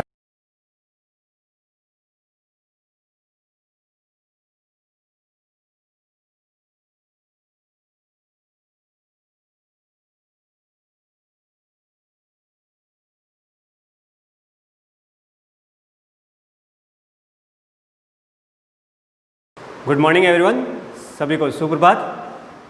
आज हम एक नया लेसन स्टार्ट कर रहे हैं, मानव का उत्सर्जन तंत्र, लेसन नंबर 25। इससे पहले का जो लेसन है 24, ठीक है, अपन ने 22, 23 पढ़ लिया है, पाचन पढ़ लिया अपन ने। ठीक है, उसके बाद अपन ने 23 वाला लेसन पढ़ लिया था, श्वसन तंत्र। उसके बाद 24 का लेसन जो है आपके रक्त परिसंचरण, उसको थोड़ा मैंने अभी रहने दिया है। उसके बाद लिया है मैंने अभी मानव का उत्सर्जन तंत्र, एक्सक्रीशन सिस्टम इन ह्यूमन, उसका पार्ट 1 आज पहली बार पढ़ रहे हैं इसको। तो क्या क्या होता है अब अच्छी तरह से समझेंगे। मानव का उत्सर्जन तंत्र पढ़ रहे हैं, इसलिए उत्सर्जन की बातें जो करेंगे अपन वो मानव से रिलेटेड ही करेंगे ना, लेकिन उस उत्सर्जन के आधार पर क्या क्या उत्सर्जी पदार्थ बनते हैं उनके आधार पर जरूर जंतुओं का डिस्कशन करेंगे अपन। तो पहली चीज़ उत्सर्जन होता क्या है उसके बारे में समझ लें अपन। क्योंकि छोटी क्लास से आप उत्सर्जन को पढ़ते आ रहे हैं, एक्सक्रीशन क्या होता है, कैसे एक्सक्रीटरी प्रोडक्ट बनते हैं और कैसे शरीर से बाहर त्यागे जाते हैं, इन सब के बारे में आप छोटी क्लास में पढ़ चुके हो। लेकिन विस्तृत जो रूप होता है, एक डिस्क्रिप्शन जो होता है, एक वर्णन जो होता है, एक बड़ा लेवल जो होता है, वो लेवल आप फेस कर रहे हो, है ना। अभी आप 12th में आए हो तो बड़े लेवल की चीज़ें आपको समझनी पड़ेगी, सीखनी पड़ेगी। वो छोटी छोटी चीज़ें जो होती है आपने छोटी क्लासों में पढ़ ली, है ना। परिभाषा है, इसका जो मुख्य अंग है वो कौन सा है ना, इकाई क्या है, ये सारी चीज़ें आपने पहले पढ़ ली है। लेकिन अब पूरा एक विस्तृत वर्णन अब आपको इस 12th क्लास में देखने को मिलेगा। तो उत्सर्जन क्या होता है, सबसे पहली चीज़ तो वो, ठीक है ना। उत्सर्जन क्या है कि शरीर द्वारा अपशिष्ट पदार्थों को बाहर त्यागना।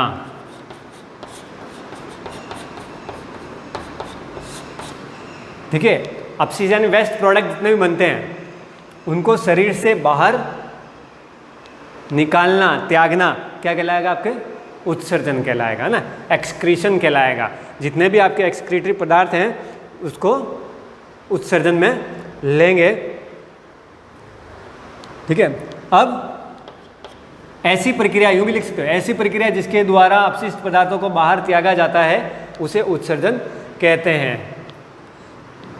इस प्रक्रिया में भाग लेने वाले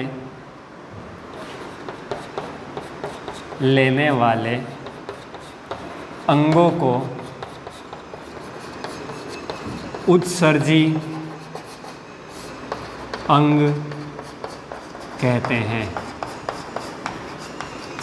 क्या कहते हैं? ऐसी प्रक्रिया जिसके द्वारा अपशिष्ट पदार्थों को बाहर त्यागा जाता है उसे उत्सर्जन कहते हैं, और इस प्रक्रिया में भाग लेने वाले अंगों को उत्सर्जी अंग कहते हैं। अब हमारे कई सारे उत्सर्जी अंग है ना, सबसे बड़ा उत्सर्जी अंग जो कहलाएगा जिसके द्वारा उत्सर्जी पदार्थों का निर्माण किया जाता है, जैसे हमारी किडनियाँ है ना, दोनों किडनियों में उत्सर्जी पदार्थ बनता है, क्योंकि सबसे ज़्यादा उत्सर्जी पदार्थ के रूप में हम किसी चीज़ को त्यागते हैं तो हमारा यूरिन होता है, यूरिया होता है ना, जिसे अपन शरीर से बाहर त्यागते हैं। लेकिन वो यूरिया के रूप में नहीं बनता, पहले मेटाबॉलिक एक्टिविटी या उपापचय क्रिया होने के बाद क्या बनता है, ठीक है, वो देखेंगे, फिर यूरिया कैसे बनता है वो देखेंगे। तो उत्सर्जी अंग कौन से हो गए, जो आपके उत्सर्जी प्रक्रिया में भाग लेते हैं। अब ये उत्सर्जी अंग हो गए, लेकिन इन उत्सर्जी अंग को क्या कहते हैं, अंग के द्वारा क्या हो गया, उत्सर्जी अंग कहते हैं, तथा इन अंगों के माध्यम से उत्सर्जी तंत्र का निर्माण होता है। तंत्र का निर्माण होता है। आप स्वयं जानते हैं कि हमारी बॉडी का जो स्ट्रक्चर है, हमारे शरीर का बनने का जो स्ट्रक्चर, वो कैसे बनता है, पहले सेल, फिर टिश्यू, फिर ऑर्गन, फिर पूरा सिस्टम।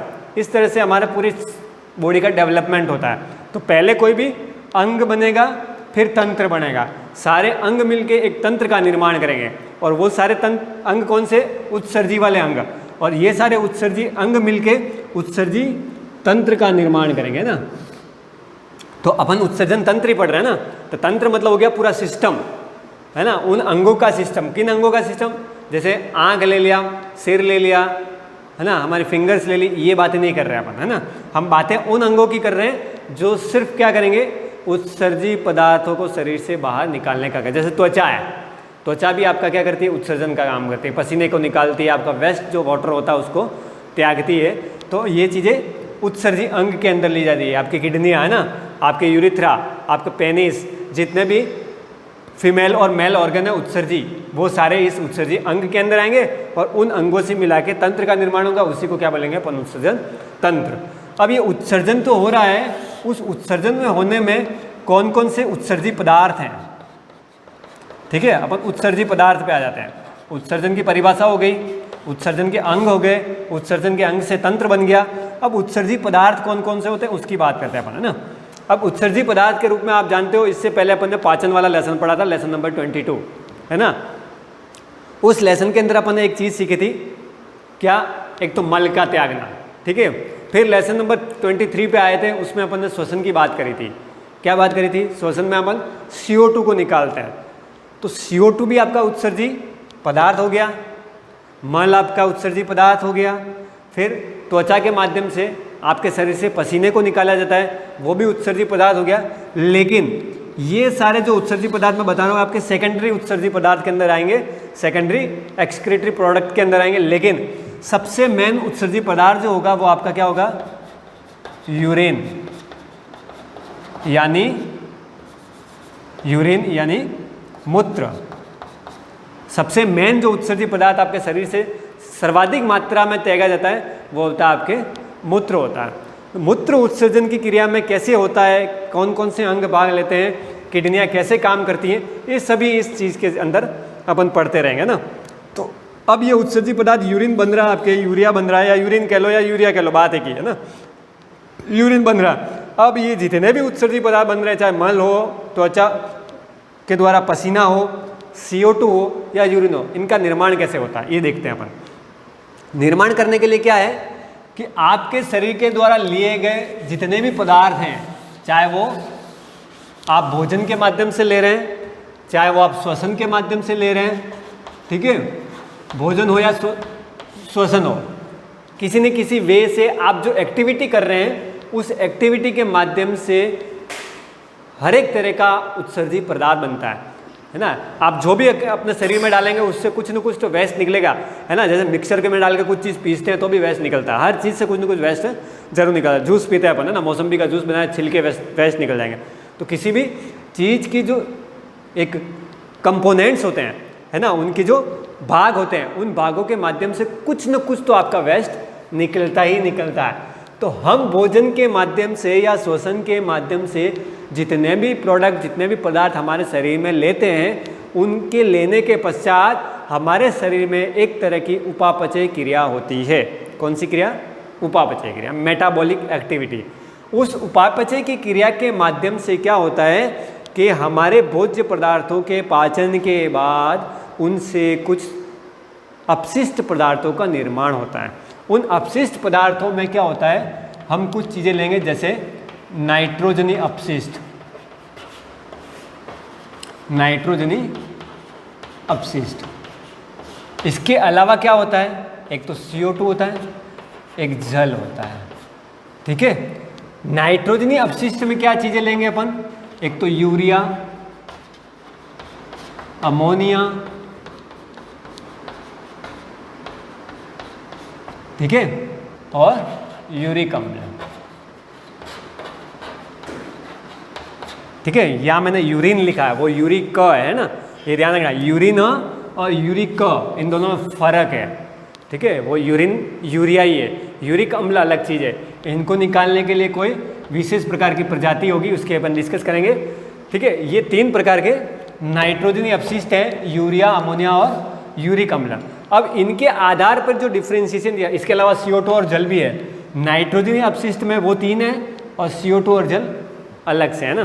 तो ये सारे चीज़ें क्या हैं, आपके वो पदार्थ हैं, वो प्रोडक्ट हैं जो हम शरीर से बाहर त्यागते हैं। अब ये प्रोडक्ट ऐसा नहीं है कि हम इन सबको त्याग रहे हैं, ऐसा नहीं है। हम इसके अंतर्गत आते हैं जितने भी अपृष्ठवंशी हैं, है ना। अपृष्ठवंशी मतलब समझ गए आपके, कोडेड नॉन कोडेड की बात करते हैं अपन, है ना। अपृष्ठवंशी, अकशेरुकी, coded non coded, vertebrate, invertebrate, ऐसी चीज़ें आपने सुन रखी है ना। तो जितने भी इनवर्टिब्रेट्स हैं, अकशेरुकी हैं, जिनके अंदर रीढ़ की हड्डी नहीं पाई जाती, जिनके अंदर बैकबोन नहीं पाई जाती, वो सब इनके अंदर आएंगे। जैसे मोलस्का, इकाइनोडर्मेटा, है ना, पोरीफेरा, सिलेंट्रेटा, ऐसी जो क्लास हैं वो सारी किस में आएगी, अमोनिया उत्सर्जी पदार्थों के अंदर, या उनके शरीर से क्या त्यागा जाएगा, सिर्फ अमोनिया। तो जितने भी अपने इनवर्टिब्रेट्स हैं, अकशेरुकी हैं, अपृष्ठवंशी हैं, वो सारे इसमें हैं। अपृष्ठवंशी, सिर्फ अपृष्ठवंशी के तौर पर उदाहरण नहीं लिखना है, क्या लिखना है, मोलस्का, पोरीफेरा, सिलेंट्रेटा, ठीक है। ये जितनी भी क्लासें हैं वो सारी इसके अंदर आएंगे। फिर इसके अंदर कौन सा है यूरिक अम्ल में, आपके रेंगने वाले, है ना। रेंगने वाले मतलब समझ गए, सरीसृप या रेगिस्तानी इलाकों वाले, और रेगिस्तानी इलाका वाले क्यों?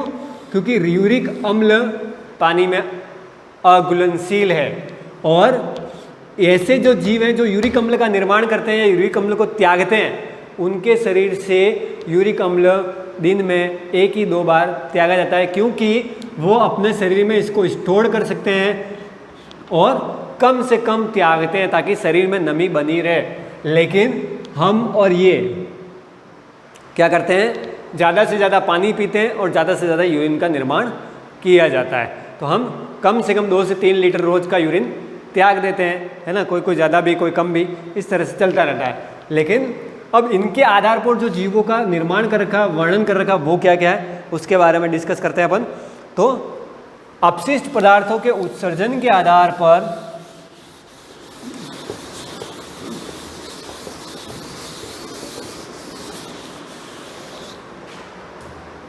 क्या लिख रहा हूं, ध्यान रखना, उत्सर्जन के आधार पर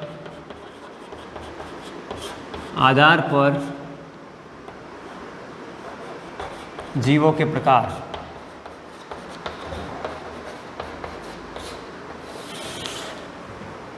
उत्सर्जन के आधार पर जीवों के पदार्थ। सबसे पहले लिखते हैं अमोनिया का उत्सर्जन करने वाले, ठीक है। वे जीव जो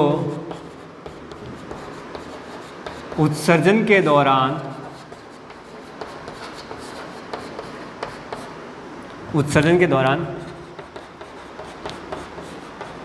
अमोनिया का निष्कासन करते हैं उन्हें अमीनोटेलिक जीव या जंतु कहते हैं।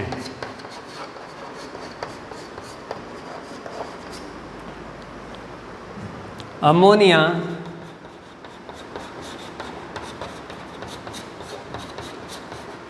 पानी में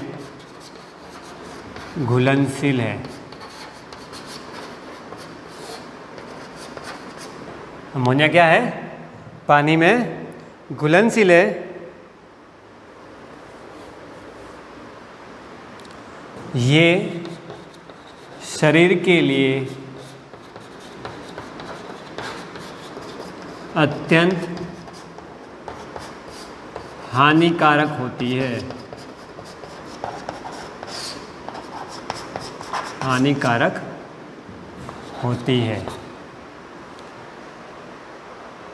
ठीक है, क्या हो गया? वे जीव जो उत्सर्जन के दौरान अमोनिया का निष्कासन करते हैं उन्हें अमीनोटेलिक जीव या जंतु कहते हैं। अमोनिया पानी में घुलनशील होती है जो आसानी से शरीर में घुल जाती है, और ये क्या होती है? शरीर के लिए अत्यंत ही हानिकारक होती है, बहुत ही विषैली होती है, पॉइजनस सब्सटेंस है।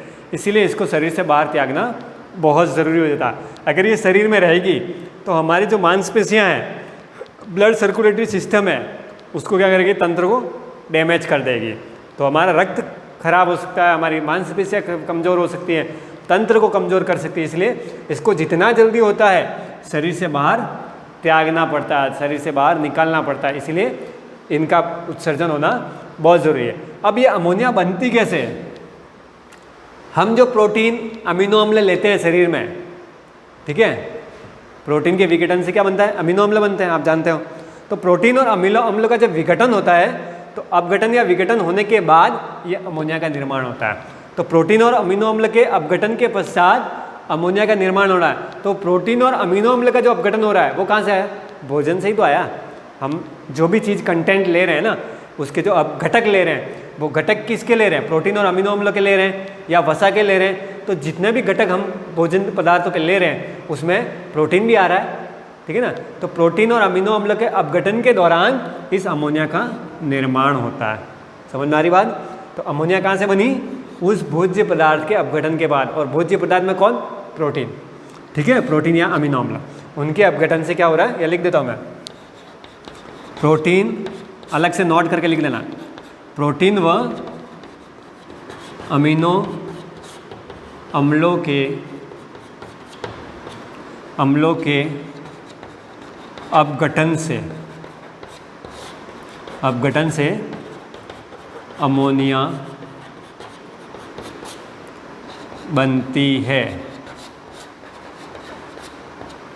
ठीक है, तो प्रोटीन व अमीनो अम्लों के अपघटन से अमोनिया बनती है। ठीक है, इसके उदाहरण लिख लेते हैं अब। ठीक है,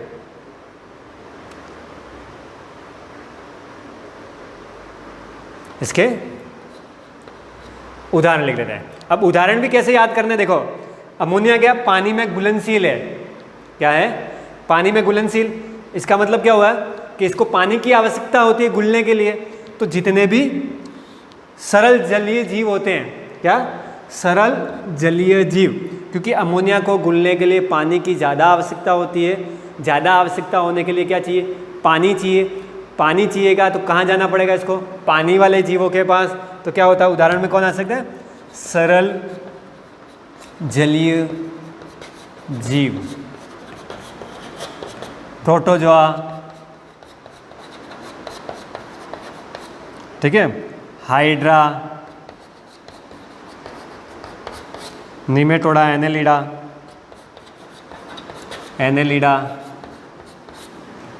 ठीक है, मछलियाँ, ये सब किस में आ जाएगा? आपके सरल जलीय जीव के अंतर्गत कौन आ गए? ये सारे जीव आ जाए। अब ये क्लास है ना, ये मत समझना ये जीव का नाम है, ये क्लासों का नाम है, इसके अंतर्गत जीव आते हैं ना। साइफन, ये नाम सुने होंगे, साइकान है ना, ये हाइड्रा जलीय जीव, एनेलिडा है ना, जो आपके बहुत सारे पाँव वाला देखा होगा आपने। तो ये सारे जीव कौन से हो गए? सरल जलीय जीव हो गए, जिनके अंदर क्या होता है? पानी की मात्रा इनके आसपास या पानी की मात्रा इनके शरीर में अधिक होने के कारण क्या होगा? अमोनिया उनके शरीर में आसानी से घुल जाएगी, और घुलने से क्या होगा? वो शरीर से बाहर त्याग दी जाएगी। घुलेगी नहीं तो शरीर में रहेगी, तो शरीर में रहेगी तो उनको नुकसान पहुँचाएगी। इसीलिए इसको जल की आवश्यकता ज़्यादा होती है, क्योंकि ये घुलनशील है। ठीक है, ये सारा क्या हो गया? अमोनिया से रिलेटेड हो गया। तो वो अमोनियाटेलिक, ये वर्ड याद रखना। अमीनोटेलिक जंतु कहलाएंगे जो शरीर से बाहर अमोनिया का निष्कासन करते हैं। तो पहला अपन क्या हो गया? अमोनिया वाला। ठीक है, दूसरा जीव देख लेते हैं अपन। दूसरा जीव कौन सा देखते हैं? यूरिया वाला। ठीक है, तो उत्सर्जन के आधार पर पहला हो गया आपके अमोनिया, दूसरा ले लेते हैं यूरिया। लिख लें आप, है ना, उतार लिया हो तो मिटा दूँ, है ना, लिखते रहें साथ साथ में सुनते भी रहें, दोनों काम करें ना। ईयरफोन कान में लगा के रखें तो सुनने का काम भी अच्छा होगा और लिखने का काम भी अच्छा होगा, है ना। कहीं ताक में रख के मोबाइल को नहीं देखें, है ना, तो ईयरफोन लगे रहेंगे तो फटाफट सुन पाओगे।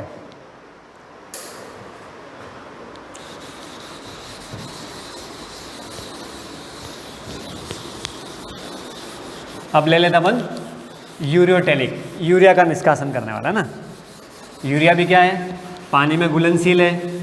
यूरिया का निर्माण कैसे होता है? हमारे शरीर में अमोनिया का उपापचय जब होता है, ठीक है, तो अमोनिया के उपापचय के दौरान यूरिया का निर्माण होता है। अमोनिया तो सबके शरीर में बनती है, ठीक है, हमारे शरीर में भी बनती है यूरिया, है ना। अमोनिया तो हो गया अपना, यूरिया क्या रहा था? तो ऐसे जंतु जो उत्सर्जन के दौरान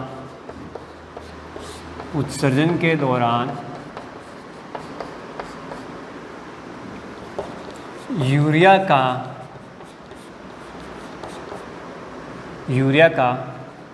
उत्सर्जन करते हैं,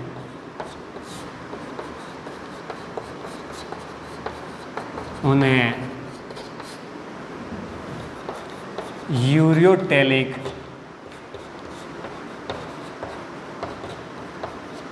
जीव या जंतु कहते हैं, ठीक है। तो यूरिया का उत्सर्जन करने वाले जीव क्या कहलाएंगे? यूरियोटेलिक। अब इसमें यूरिया कहाँ से बन रही है? अमोनिया से। यूरिया कहाँ से बन रही है? अमोनिया के विघटन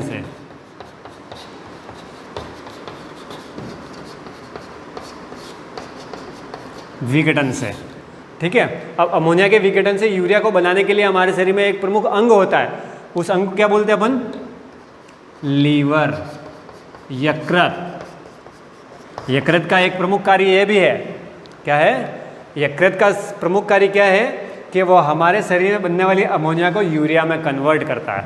कौन? लीवर, है ना। लीवर मतलब यकृत, यकृत, है ना। ये यकृत हमारे शरीर के लिए विशेष प्रकार का एक अंग है ना। आपने पाचन में भी इसका बहुत इंपॉर्टेंट रोल पढ़ा था। तो यकृत अमोनिया को, क्योंकि भोजन के माध्यम से अमोनिया बनी, अमोनिया को विघटित किया किसने? लीवर ने, यकृत ने, और इसको क्या बनाया? यूरिया बनाया। ठीक है, इसके उदाहरण देख लेते हैं अपन। मनुष्य इसके उदाहरण हो गए, ठीक है। और जितने भी हमारे आसपास पाए जाने वाले जीव जंतु हैं वो सारे इसके उदाहरण हो गए, है ना। चाहे हाथी, घोड़ा, बैल, बिल्ली, ऊंट, वो सारे इसी के अंतर्गत आते हैं, ठीक है। और ये यूरिया भी क्या है? जल में घुलनशील। क्या है?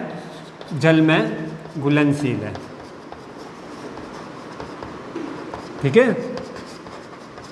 तो ये अपना यूरिया टैलिक हो गया। इसके बाद अपन क्या बोलेंगे? यूरिक अम्ल वाला है, ठीक है। तो उसको बाद में देखेंगे। तो जब भी अपनी अगली क्लास होगी उस क्लास के अंदर जो बचा हुआ प्रकार है वो और आगे की बात करेंगे। तब तक के लिए गुड बाय।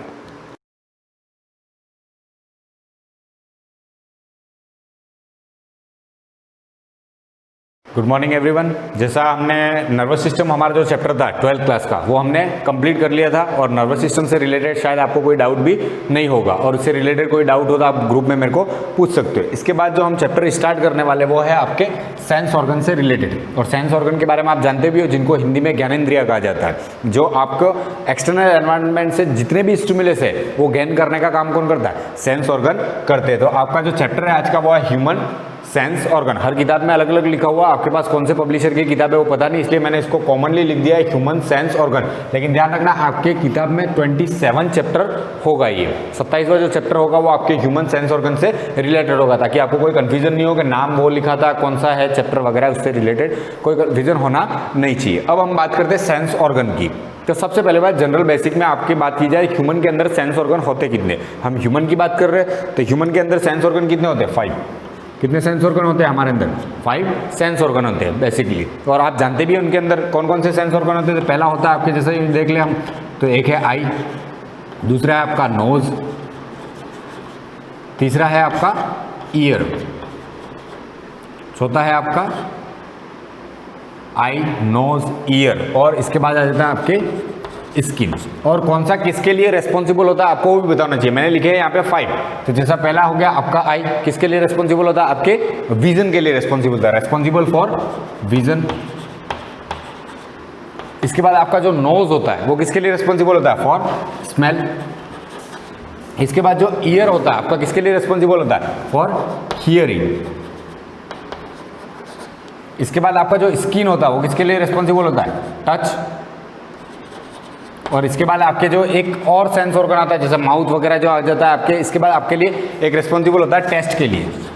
इसके लिए रिस्पॉन्सिबल होता है टेस्ट, जो आप खाना वगैरह जो होता है उसको टेस्ट करते हो, उसके रिलेटेड जो आपका सेंस ऑर्गन होता है वो, ठीक है। तो आपकी जो हम चैप्टर के अंदर पढ़ेंगे वो है आपका आई और दूसरा है आपका ईयर। इसके बाद इतना ज़्यादा उसके अंदर फोकस करने की जरूरत नहीं, क्योंकि आप बेसिक क्लास में हो नहीं कि आपको पूछा जाए कितने सेंस ऑर्गन होते हैं, जो मैंने आपको बता दिया 5 होते हैं। लेकिन आपको जो मेनली ध्यान रखना है वो है आपके 4, और 4 में भी आपको आई पढ़ना है, ईयर पढ़ना है, स्किन से रिलेटेड भी आपका चैप्टर है। लेकिन नोज के बारे में आपको बता दिया जाएगा नॉर्मली जितना क्या काम आता है, उसके अंदर क्या क्या होता है और क्या नहीं होता, ठीक है। तो हम आज स्टार्ट करेंगे आई से रिलेटेड जितना भी है।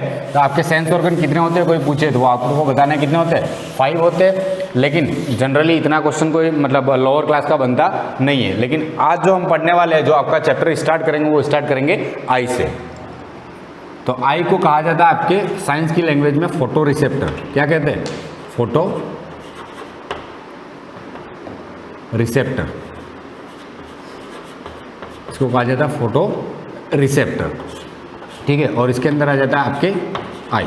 मतलब जिसको आप जनरली कहते हो आई, वो होता क्या है, फोटो रिसेप्टर होता है। मतलब लाइट को क्या करता है, परसीव करता है, और लाइट को परसीव करने के बाद ही आपके अंदर क्या बनती है, इमेज बनती है। ऐसा कोई है क्या ऑर्गेनिज्म जो, मतलब ह्यूमन की बात करें, ह्यूमन ऑर्गेनिज्म की बात करें, अंदर के अंदर आप किसी चीज़ को देख पाते हो क्या? नहीं देख पाते हो, क्योंकि वो बिना लाइट के हम किसी को ऑब्जर्व नहीं कर पाते। उसके ऊपर जैसे ही लाइट गिरेगी, रिफ्लेक्शन होगा, इसके बाद ही आप उसको देख पाते हो। और उसके अंदर कौन कौन से ऑर्गन होते हैं जो इस लाइट को परसीव करते हैं, और परसीव करने के बाद आपके अंदर इमेज बनती है। तो इसलिए आई को क्या कहा जाता है, फोटो रिसेप्टर कहा जाता है। फोटो का मतलब आप जानते हो, रिलेटेड फॉर लाइट, ठीक है। ये किससे रिलेटेड होता है, लाइट से रिलेटेड होता है। अब अगर हम जनरल बात करें आई की, तो आई लोकेटेड कहाँ होती है, इसकी लोकेशन क्या होती है। ह्यूमन की आई की बात करें तो ह्यूमन की जो आई होती है वो स्कल के ऑर्बिट में लोकेटेड होती है। किसके अंदर लोकेटेड होती है, ह्यूमन के स्कल के अंदर, in orbit of human school. जो स्कल होता है हमारा, खोपड़ा जिसको कहते हैं, या खोपड़ी, जो आपकी खोपड़ी होती है उसके अंदर जो ऑर्बिट्स होती है उसके अंदर आपकी आई क्या होती है, सिचुएटेड होती है। मतलब जो बोनी पार्ट होता है उसी के अंदर आपकी आई क्या होती है, सिचुएटेड होती है। तो इसकी लोकेशन क्या हो जाएगी, इन ऑर्बिट। सेकंड बात, इसका डायमीटर कितना होता है, एवरेज, ठीक है। इसका डायमीटर कितना होता है, ह्यूमन की आई का जो डायमीटर होता है सिंगल आई का, वो कितना होता है, 2.5 सेंटीमीटर। यहाँ पे लिख देना ईच आई, मतलब एक आई का कितना होता है, 2.5 सेंटीमीटर। दो मिला के 2.5 दोनों की हो जाएगी, ठीक है। तो एक आई का सिंगल मतलब आपका जो डायमीटर होता है वो कितना होता है, 2.5 सेंटीमीटर। एक इसके बाद आ जाता है आपका वेट, मतलब ह्यूमन की आई का अप्रोक्स वेट कितना होता है, तो इसका वेट होता है 7 ग्राम। 7 ग्राम। अब दोनों आंखें मिला के नहीं, एक सिंगल आई का वेट कितना होता है, आपके सिंगल आई का वेट होता है 7 ग्राम। कितना होता है, 7 ग्राम। इसके बाद आता है आपका मोस्ट इंपॉर्टेंट, ह्यूमन के अंदर विजन किस टाइप का होता है, हम किस टाइप का विजन परसीव करते हैं, मतलब किस टाइप का विजन होता है हमारा। तो हमारा जो विजन होता है वो बाइनोकुलर विजन होता है। कैसा विजन होता है, तो ह्यूमन का जो विजन होता है वो होता है binocular vision. Binocular vision, binocular vision. अब ये बाइनोकुलर विजन होता क्या है, इस बाइनोकुलर विजन को हम 3D विजन भी कहते हैं। मतलब हम जो चीज़ें देखते हैं वो 3D में देखते हैं। तो हमारा जो विजन होता है वो कैसा होता है, 3D विजन होता है। और ये 3D विजन किसके लिए होता है, उसका रीज़न ये है कि हमारी जो आंखें होती है वो फॉरवर्डली डायरेक्टेड होती है। बाइनोकुलर विजन होने का रीज़न क्या है, तो हमारी जो आइज होती है,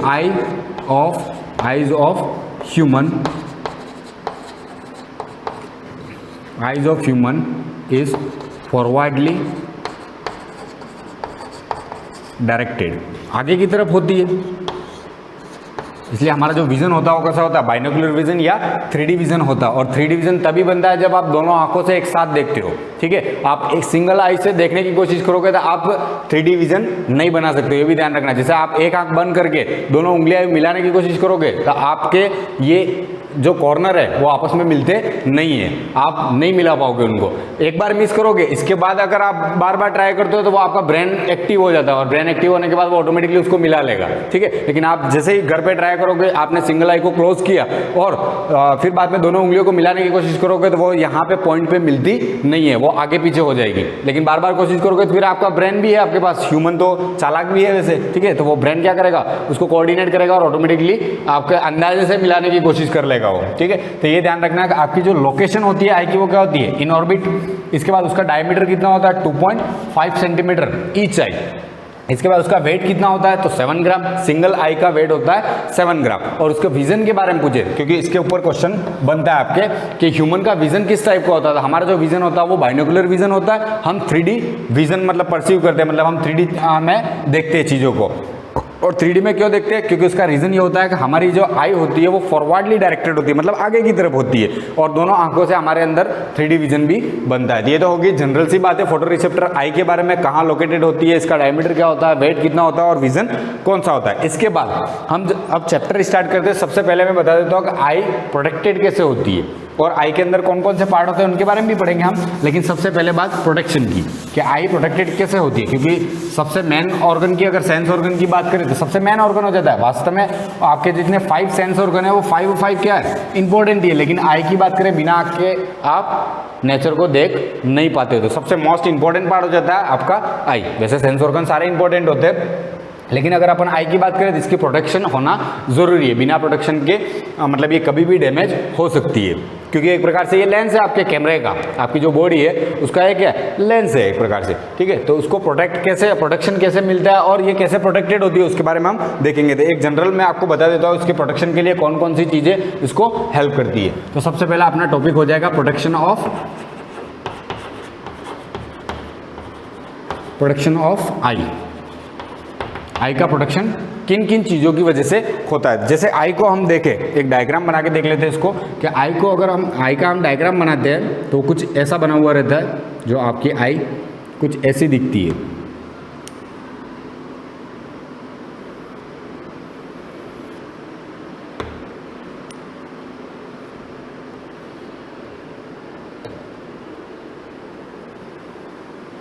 ये वाला जो पोर्शन है आपके वो नोज की तरफ है, मतलब जो आप मतलब क्या बोलते हैं इसको, नाक जो होता है उसकी तरफ वाला जो पोर्शन होता है उसको अपन क्या कहते हैं, कैंथस। इस वाले पोर्शन को क्या कहा जाता है, कैंथस, ठीक है। इसके बाद ये जो ऊपर वाला पोर्शन है यहाँ पे प्रेजेंट होती है आपकी आई लीड्स।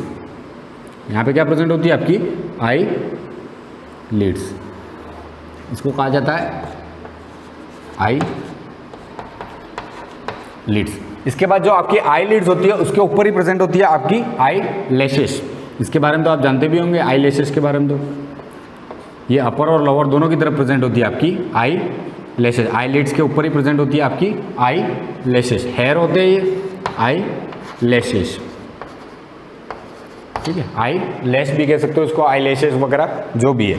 इसके बाद इसके जस्ट अबोव सुप्रा ऑर्बिटल रीजन जो होता है आपके स्कल का, उसके ऊपर प्रेजेंट होती है आपकी आईब्रो। इसके जस्ट अबोव प्रेजेंट होती है आपके आईब्रो, यानी सुप्रा ऑर्बिटल रीजेस के ऊपर प्रेजेंट होती है आपकी आईब्रो।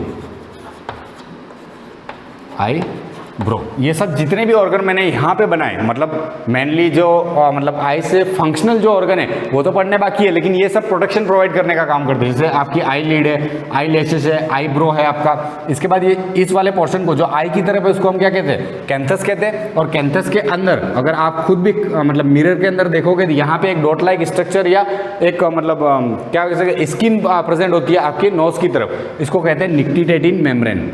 इसको क्या कहते हैं, निक्टिटेटिंग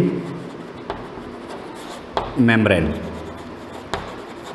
अब ये भी क्या होता है वो भी हम देखेंगे आगे, ठीक है। देखो मैंने आपको जनरली जो भी ऑर्गन्स है उनके बारे में मैंने यहाँ पे लिख दिया, और ये आपका कॉर्निया और लेंस वाला पोर्शन है यहाँ पे, ठीक है। तो ये होगी आपकी आई के अंदर जो मैं प्रोटेक्शन प्रोवाइड करने वाले ऑर्गन है उन्हीं के मतलब मैंने क्या किया, नेमिंग किए या उसको डिटेक्ट किया यहाँ पे, ठीक है। तो मैं आपको बता देता हूँ प्रोटेक्शन कैसे प्रोवाइड करते हैं और ये क्या क्या काम करते हैं। सबसे पहले हम देखेंगे आईब्रो के बारे में।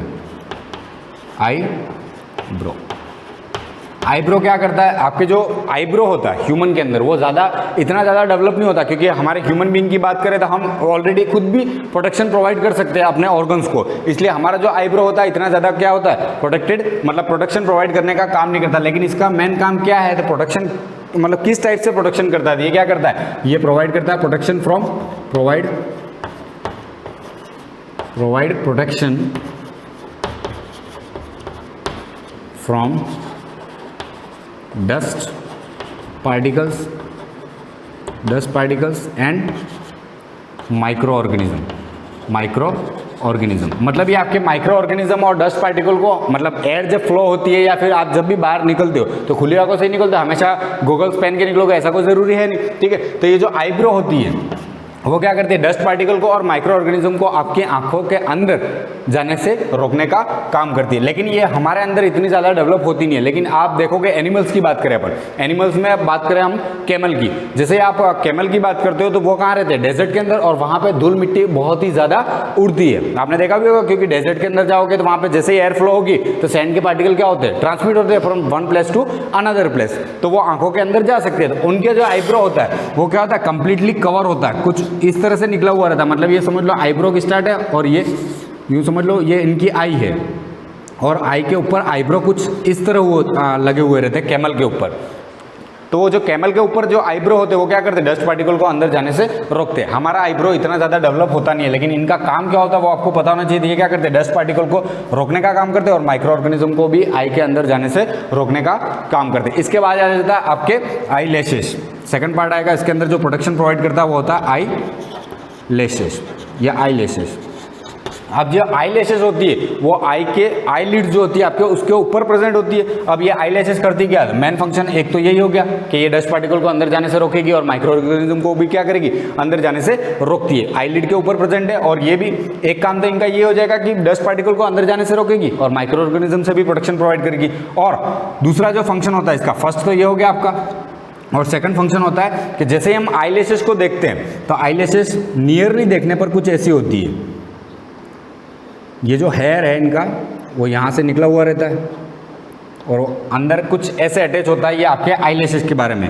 और यहाँ से इनके पास एक डक्ट अटैच होती है और वो डक्ट जो होती है वो मेबोमियन ग्लैंड की होती है। किसकी होती है, मेबोमियन ग्लैंड। यानी ये क्या हो जाएगी, आई लैशेस के अंदर जो ये ओपनिंग है इसको हम कहेंगे ओपनिंग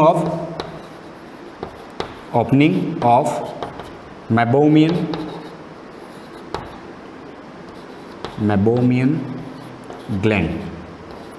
अब ये मेबोमियन ग्लैंड क्या होता है और इसका फंक्शन क्या होता है ये भी ध्यान रखना। और ये कहाँ प्रेजेंट होता है, ये आई लैशेस के अंदर प्रेजेंट होता है। मतलब जो आपकी आई लैशेस होती है उसके अंदर इसकी जो डक्ट होती है वो ओपन होती है और ये जो इसका सिक्रीशन है वो इस डक्ट से होते हुए आपके कहाँ पे आता है, आई लैशेस के अंदर आता है। तो आपकी जो मेबोमियन ग्लैंड है वो उसका दूसरा नाम होता है modified oil gland. Modified oil gland भी कहा जाता है इनको, मॉडिफाइड ऑयल ग्लैंड। और इनके द्वारा क्या होता है, ऑयल सिक्रीट होता है। और ये जो ऑयल सिक्रीट होता है वो क्या करते हैं, आपकी जो आईलिड्स होती है, जो आईलिड्स होती है उसको फ्रिक्शन लेस मूवमेंट करवाने के लिए हेल्प करती है। मतलब आप जब आंखें ब्लिंक करते हो, बार बार आंखें ब्लिंक होती रहती है, हमको पता नहीं, हम इतना ज़्यादा गौर करते नहीं है, लेकिन आपकी आंखें बार बार बंद भी होती है, खुलती भी रहती है, लेकिन आपको कभी एहसास नहीं होता, कभी आपको रफ नहीं लगेगा, वो ऑटोमेटिकली बंद हुई खुल जाएगी, बंद हुई खुल जाएगी। ठीक है, तो वो होने का कारण क्या होता है, जो मॉडिफाइड ग्लैंड होती है मेबोमियन ग्लैंड, वो क्या करती है, ऑयल सिक्रीट करती है। और जो ये ऑयल सिक्रीट होता है वो क्या करता है, वो आपके आईलिड्स को फ्रिक्शन लेस मूवमेंट करवाता है। क्या करता है,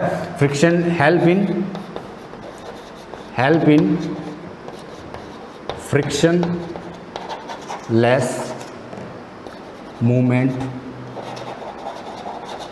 of eyelids के फ्रिक्शनलेस मूवमेंट में हेल्प करता है। क्योंकि वो जो ऑयल है वो जैसे ही आई लैशेस में आता है, जैसे ही आईलिड्स क्लोज होती है तो वो स्प्रेड होता रहता है आपके कॉर्निया के ऊपर और स्क्लेरा के ऊपर, जिसकी वजह से वो क्या होता है, फ्रिक्शनलेस मूवमेंट प्रोवाइड करता है और आपकी आईलिड्स इजीली खुलती है और बंद भी होती है और आपको एहसास होता नहीं है। तो ये कौन करता है, मेबोमियन ग्लैंड था। आई लैशेस का फंक्शन क्या हो गया, एक तो प्रोवाइड करता है आपको प्रोटेक्शन डस्ट पार्टिकल से और माइक्रो ऑर्गेनिज्म से। दूसरी बात, इसके अंदर क्या प्रेजेंट होता है, इसके अंदर होती है मेबोमियन ग्लैंड, जो क्या करती है, जो कहलाती क्या है, मॉडिफाइड ऑयल ग्लैंड कहलाती है। और इनके द्वारा सीक्रेट होता है एक ऑयली सब्सटेंस, और वो ऑयली सब्सटेंस क्या करता है, help in frictionless movement of eyelids. इसके बाद आपके आ जाएगी आई लिड, जो मोस्ट इंपॉर्टेंट पार्ट हो जाता है। इसके ऊपर क्वेश्चन भी बनता है क्योंकि इसके अंदर बहुत सारी चीजें प्रेजेंट भी होती है। तीसरा पार्ट जो होगा आपका वो हो जाएगा आई leads.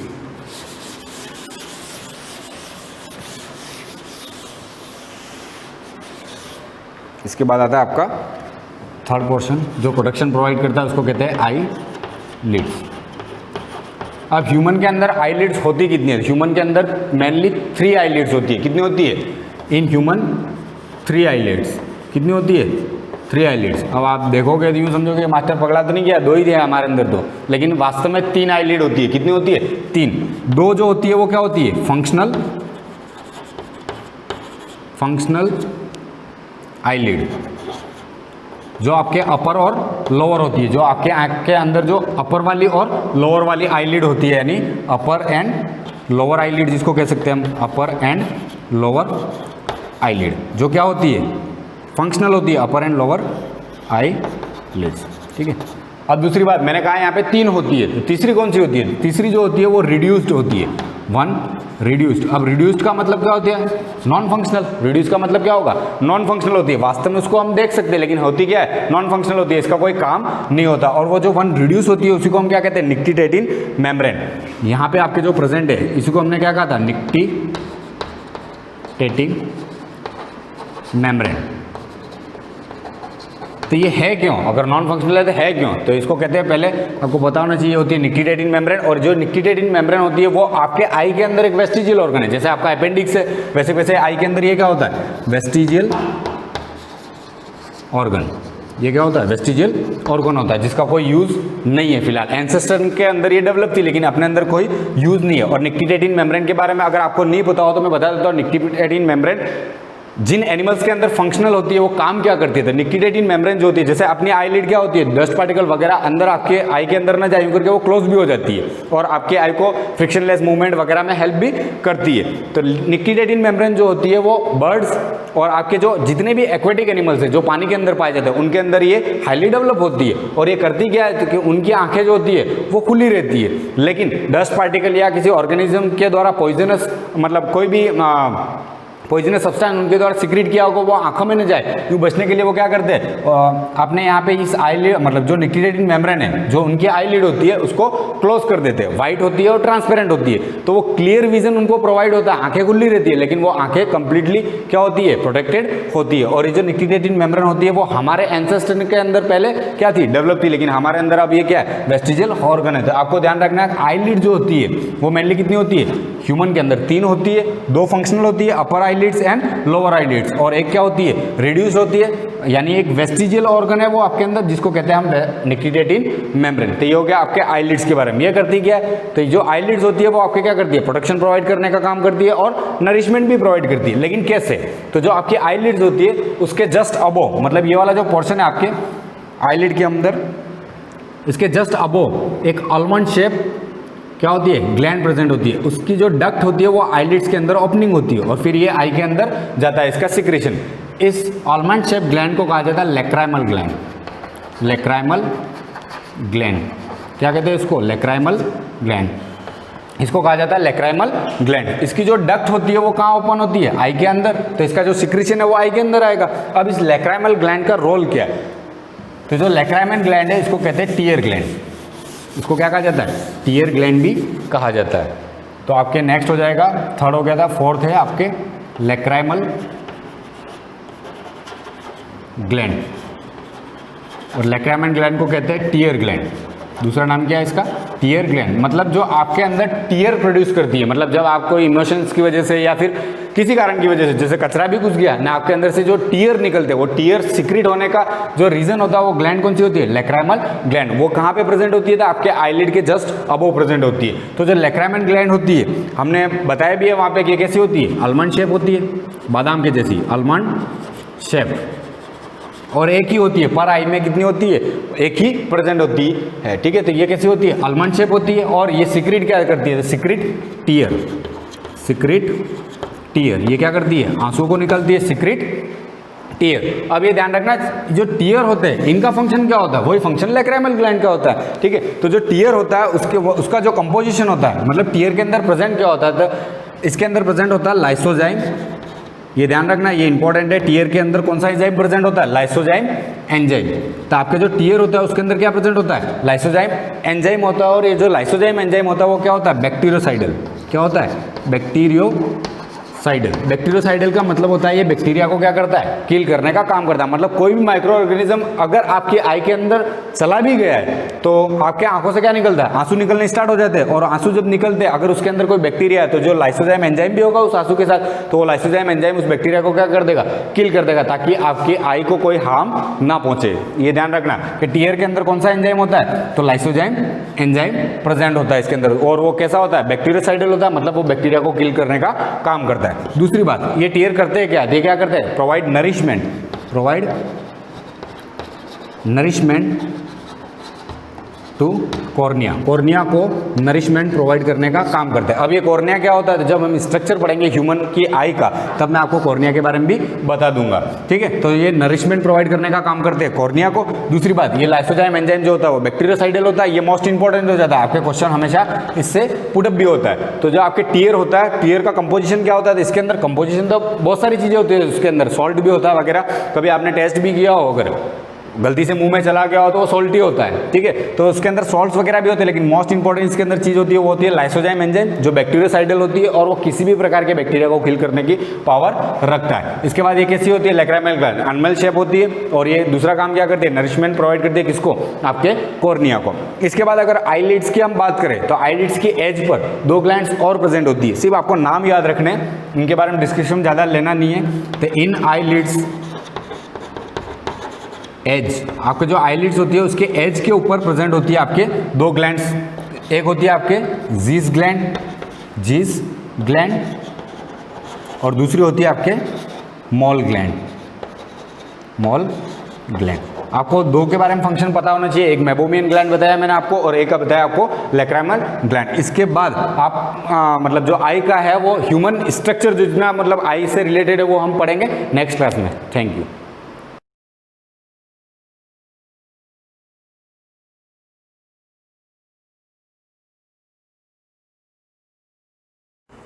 Good morning students, welcome to the class. Last जो हमारी क्लास थी वहाँ पर हम एक्सरसाइज 13.1 चल रहा था, उसमें क्वेश्चन नंबर 10 तक हम लोग कर चुके हैं। फिर उसके बाद आता है क्वेश्चन नंबर 11। क्वेश्चन नंबर 11 है आपका 2 वेक्टर्स आपको गिवन है। यू हैव गिवन 2 वेक्टर्स कुछ इस तरीके से।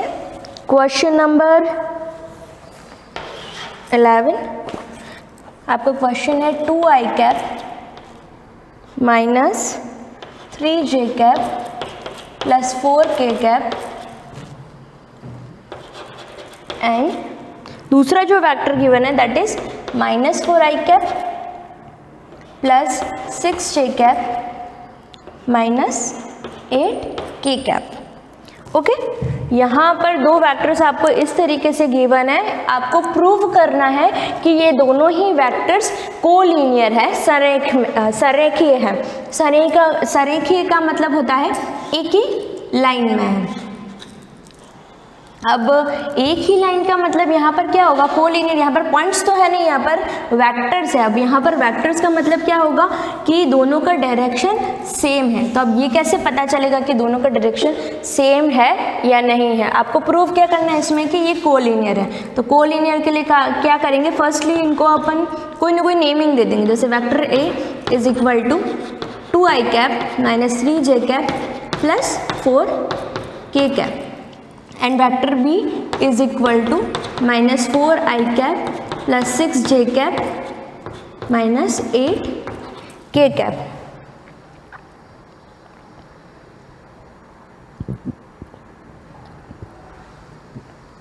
अब अगर वेक्टर ए को हम बी की फॉर्म में लिख पा रहे हैं, मल्टीपल ऑफ बी, या फिर वेक्टर बी को मल्टीपल ऑफ ए में लिख पा रहे हैं, that means both are collinear. ये कैसा है, जब हम वेक्टर्स की बात करते हैं, एक एग्जाम्पल हमने लिया था, it was for unit vectors. Unit vectors को जब हम मल्टीप्लाई करते हैं किसी भी या फिर किसी भी वेक्टर को हम किसी स्केलर क्वांटिटी से मल्टीप्लाई करते हैं तो क्या केस बनता है, जैसे दिस इज वेक्टर ए मान लेते हैं और हमको अब चाहिए हाफ वेक्टर है, तो दिस इज द थिंग, तो इसको हम कहेंगे हाफ वेक्टर है। Direction is same but magnitude में थोड़ा सा फर्क आ जाता है।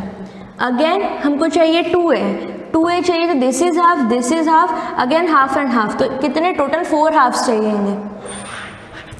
1 2 3 एंड 4, तो देर आर 4 हाफ्स, यहाँ पर 2a कहते हैं। तो यहाँ पर वेक्टर a जो है, दिस इज वेक्टर a, ये हाफ मल्टीपल ऑफ a है और ये 2 मल्टीपल ऑफ a है। तो जैसे जैसे स्केलर्स मल्टीप्लाई होते जा रहे हैं उनके मैग्नीट्यूड में वेरिएशन आता जा रहा है, but the direction is remains same.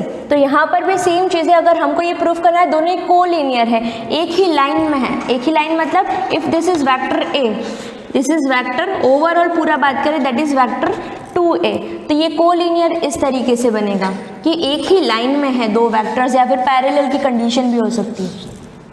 दोनों कोलिनियर है तो फर्स्टली चेक करते हैं, ये वेक्टर b है, इसको हम क्या करते हैं, जो कॉमन निकाल पा रहे हैं वो कॉमन ले लेते हैं। यहाँ से कॉमन जैसे मैंने लिया, माइनस यहाँ आ रहा है, यहाँ पर सिर्फ प्लस आ रहा है, यहाँ से माइनस कॉमन निकाला, साथ में 2 भी कॉमन निकाला जा सकता है, तो 2 कॉमन निकाला तो यहाँ क्या बचेगा, 2 2 ज़ा 4, 2i कैप, सिंस हमने माइनस कॉमन निकाला तो अंदर के साइन भी चेंज हो जाएंगे, इस माइनस का प्लस, इस प्लस का माइनस, 6j कैप, इस माइनस का प्लस 8k कैप। क्लियर? अब इस चीज़ को, सॉरी यहाँ पर 3 होना चाहिए क्योंकि हमने 2 कॉमन निकाला, 2 3 ज़ा 6 और 2 4 ज़ा 8, साइन में तो चेंज आ गया। अब इस चीज़ को जब ऑब्जर्व करते हैं, that is 2i cap minus 3j cap plus 4 cap, ये किसके जैसा है? वेक्टर ए की तरह। तो now this is -2 vector A, this is vector B is equal to -2a। Clear? तो यहाँ पर हम b को -2a लिख पा रहे हैं, that means vector a and hence के लिए आप ये साइन भी लगा सकते हो, vector a and b are collinear, एक ही रेखा में है। ये कैसे पता चलेगा? अगर किसी भी एक वेक्टर को आप दूसरे वेक्टर के मल्टीपल में लिख पा रहे हो, जैसे वेक्टर b को हम a के फॉर्म में लिख रहे हैं, a के अंदर जैसे ही -2 मल्टीप्लाई होगा, एक स्केलर मल्टीप्लाई होगा, we will get the b। तो उस कंडीशन में उन दोनों वेक्टर्स को हम कोलिनियर कह देते हैं, एक ही लाइन में है, एक ही रेखा में है, समरेखीय है, a and b are collinear. Clear है? जब भी कोलिनियर के लिए पूछा जाए तो हम यहाँ पर यही करेंगे, किसी एक वेक्टर को दूसरे वेक्टर के मल्टीपल में लिखेंगे, कोई भी एक स्केलर उसमें मल्टीप्लाई करेंगे तो we will get the another vector. तो कोलिनियर है या फिर संरेखीय है, इसीलिए आप चाहे तो वेक्टर्स पूरा अब यहाँ, क्योंकि क्वेश्चन में ए और बी नहीं था, हमने कंसीडर किया था। तो therefore 2i cap minus 3j cap plus 4k cap and -4i cap plus 6j cap minus 8k cap are collinear. Clear? अब इसके बाद लेते हैं next question, question number 12।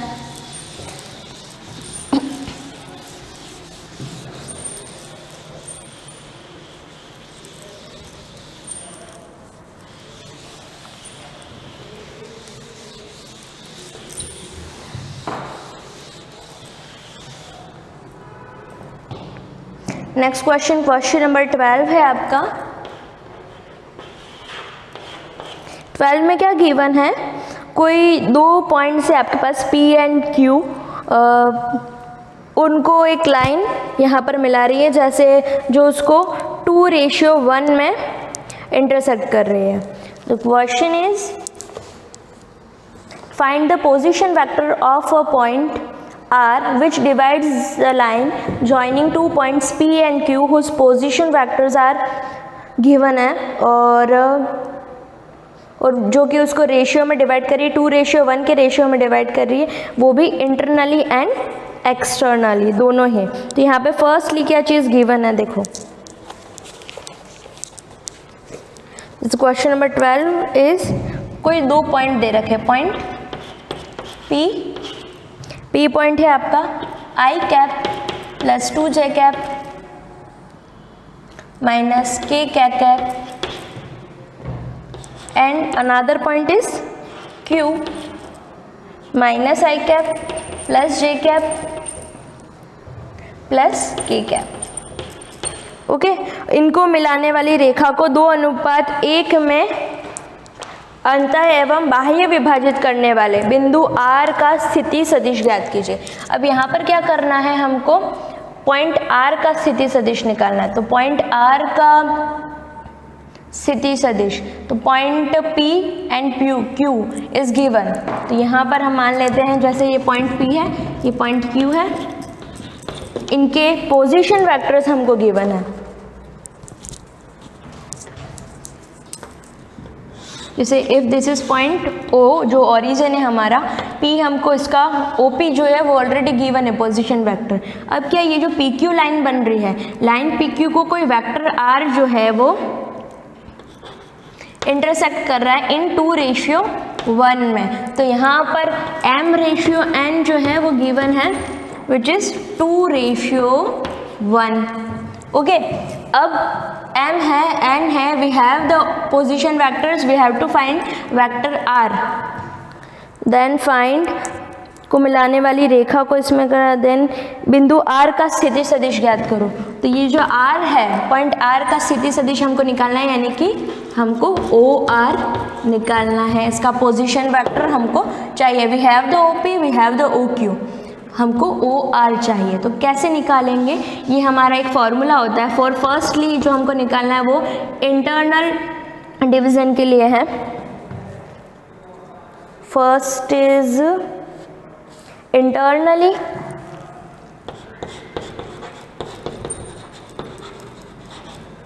First internal division. Internal division के लिए फॉर्मूला क्या होता है कि हमारा जो वेक्टर R होता है that is m into A, sorry m into B होता है, m into B plus n into ए अपॉन m प्लस n। अब यहाँ पर a कौन है और b कौन है? r हमारा पोजीशन वेक्टर है, इसका यहाँ आगे लिख रही हूँ मैं। r जो है हमारा position vector of vector point r है, तो यहाँ पे मैंने लिख दिया OR that is equal to m multiply with b। तो m क्या है यहाँ पर 2 और n है हमारा 1, तो m मल्टीप्लाई विद q का पोजीशन वेक्टर। तो यहाँ पर 2 मल्टीप्लाई विद q, तो 2 मल्टीप्लाई विद q का वेक्टर जो पूरा गिवन है minus I cap plus J cap plus के cap plus N A plus 2:1 है, तो 1 इंटू ए क्या गिवन है आपको? I cap plus 2 J cap, I cap plus 2 J cap minus K cap upon m plus N. m plus N is 2 + 1, 2 + 1 इज 3। Okay, अब इस चीज़ को जब हम सॉल्व करेंगे तो we will get our position vector of this point R, जो कि इसको डिवाइड कर रहा है लाइन PQ को 2:1 में।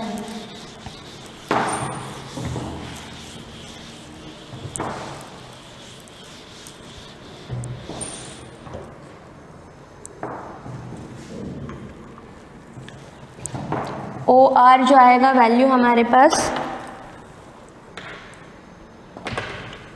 OR is equal to -2 I cap plus 2 J cap plus 2 K cap. Next is plus 1 multiply होगा, सिमिलर चीज़ रहेगी, I cap plus 2 J cap minus K cap upon 3 which is 2 + 1। इसको solve करेंगे तो 2 I cap minus का 2 plus का 1, तो क्या हो जाएगा ये माइनस आई कैप प्लस का 2 जे कैप प्लस का 2 J cap plus 4 J cap. K cap की बारी आई, 2 K cap minus K cap, तो कितना आया यहाँ पर ये प्लस का के कैप अपॉन 3। तो सिंस पूरा वेक्टर चाहिए तो I cap J cap K cap सबको इंडिविजुअली सेपरेट कर लो, तो minus I cap upon 3 plus 4 J cap upon 3 plus के कैप अपॉन 3। इस तरीके से we get the position vector of point R, जो कि इंटरनली उसको 2:1 में डिवाइड कर रहा है लाइन PQ को। This is your answer. Okay, after this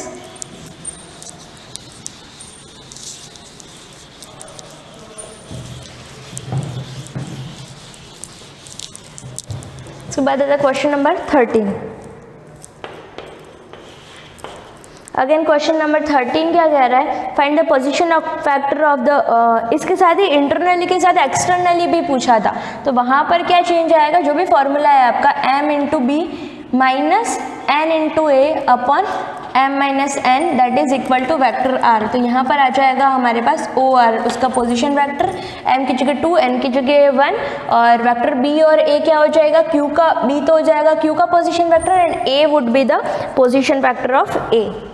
clear है? तो ये फॉर्मूला अप्लाई करके आप एक्सटर्नली का भी आंसर इसी मेथड से निकालेंगे। फिर 13 आता है find the position vector of the mid point of the vector joining the points P and Q।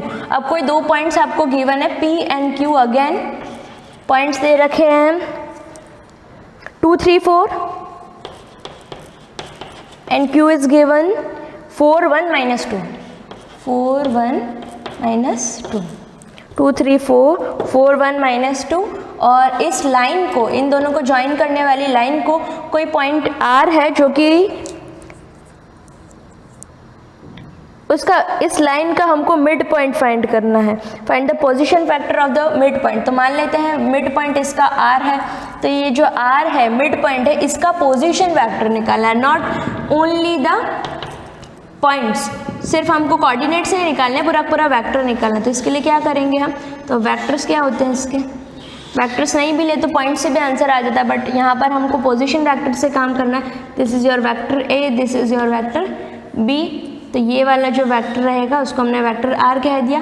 Since ये मिड पॉइंट है इसका, तो इक्वल इक्वल डिवाइड करेगा, तो रेशियो इसका बनेगा 1:1। तो यहाँ पर क्वेश्चन में आपको पी एंड क्यू पॉइंट्स दे रखे हैं, एम रेशियो एंड जो दे रखा है that is 1:1। Since R is the midpoint here, since here R is the midpoint, बीच वाला बिंदु है, मध्य बिंदु है।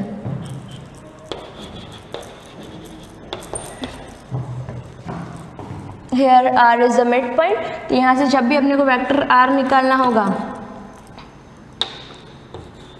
let position vector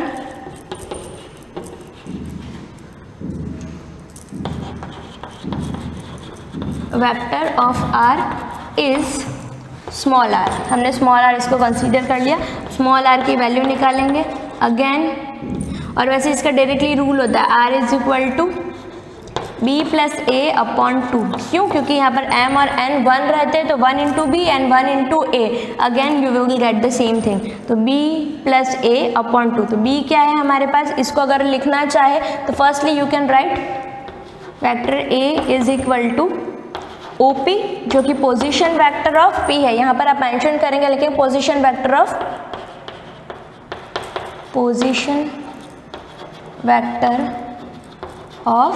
P, that is equal to 2i cap plus 3j cap plus 4k cap. इसी तरीके से सेम लैंग्वेज यहाँ OQ के लिए आ चुकी है, यहाँ मैं डायरेक्टली वैल्यूज पुट कर रही हूँ।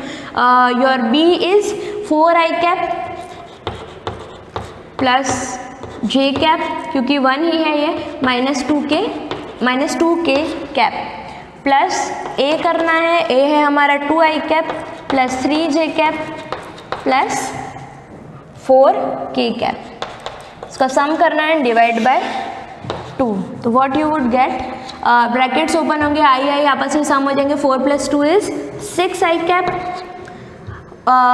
j कैप है यानी कि 1 और यहाँ पर ये 3 है, 1 प्लस 3 इज 4, तो 4j कैप, फिर यहाँ माइनस का 2 कैप, वहाँ प्लस का 4, माइनस 2 प्लस 4 कितना होगा, प्लस का 2k cap upon 2। Now individually i j cap सबके कंपोनेंट्स को अलग अलग कर लो, when you would solve it तो स्प्लिट करना पड़ेगा, तो 6i cap upon 2 plus 4j cap upon 2 plus 2 cap upon 2। Solve करेंगे तो you will get 3i cap plus 2j cap. इसका सॉल्यूशन मैं यहाँ ऊपर लिख रही हूँ, तो ये आएगा फाइनल आंसर जो बनेगा 3i cap plus 2j cap plus k cap. तो the answer is mid point का जो आपका पोजीशन वेक्टर रहेगा, this would be 3i cap plus 2j cap plus k cap. इस तरीके से इसका मिड पॉइंट निकल जाएगा।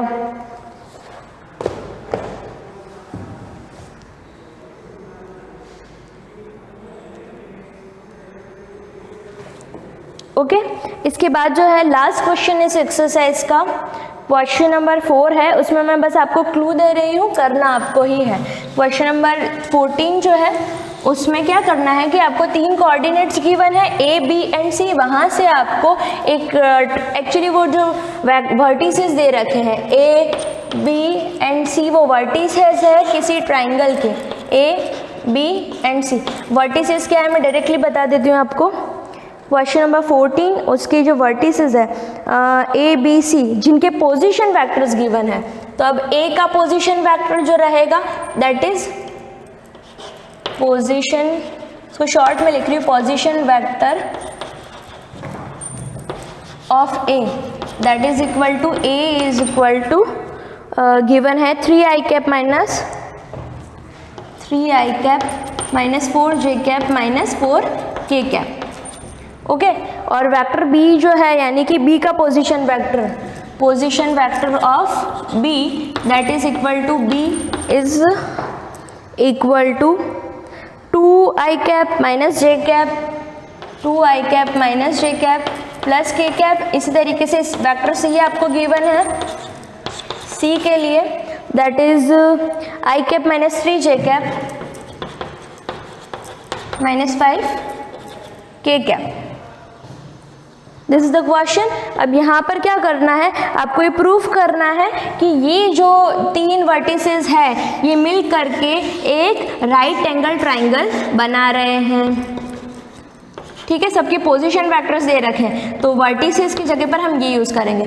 तो हमारे पास ये, तो हमारा काम क्या रहेगा, मैग्नीट्यूड ऑफ A फाइंड करना, मैग्नीट्यूड ऑफ B फाइंड करना and magnitude of C find करना। जैसे ये फाइंड कर लेते हैं तो इन तीनों में से ही, अब मैग्नीट्यूड्स फाइंड करें तो मेक श्योर कि इनके स्क्वायर्स फाइंड करें, ताकि यू विल गेट कि जो इनमें से ही एक हाइपोटेन्यूज होगा, एक परपेंडिकुलर होगा, बेस होगा। अगर तो ये राइट एंगल ट्रायंगल है तो वैसे क्वेश्चन में कहा है कि प्रूव करना है, तो दैट मीन्स ये राइट एंगल ट्रायंगल के ही वर्टिसेस है। तो फर्स्टली आपको मॉड ऑफ ए निकालना है, mod of B and mod of C, तीनों के मैग्नीट्यूड्स निकालना है। फिर आपस में चेक करना है कि किसके स्क्वायर्स को, तो इनके स्क्वायर्स आपके पास अवेलेबल हो जाएंगे। किन 2 स्क्वायर्स को ऐड करने पर, किन्हीं भी 2 स्क्वायर्स को ऐड करने पर क्या तीसरा वाला स्क्वायर आ रहा है, अगर ऐसा हो रहा है that means it is following the Pythagoras theorem. That means अगर फॉलो कर रहा है तो right it. For example in दोनों को सम करके C का स्क्वायर आ रहा है, तो A square plus B square we are getting C square. That means here this is the hypotenuse और इन दोनों में से कोई एक बेस और परपेंडिकुलर होगा। तो ये तभी पॉसिबल है जब एक राइट एंगल ट्राइंगल हो। तो यहाँ से प्रूव कर देंगे कि this is vertices of right angle triangle. अब ये हो गया आपका एक्सरसाइज फिनिश। इसके बाद का जो न्यू टॉपिक है हम नेक्स्ट क्लास में पढ़ेंगे। Thank you.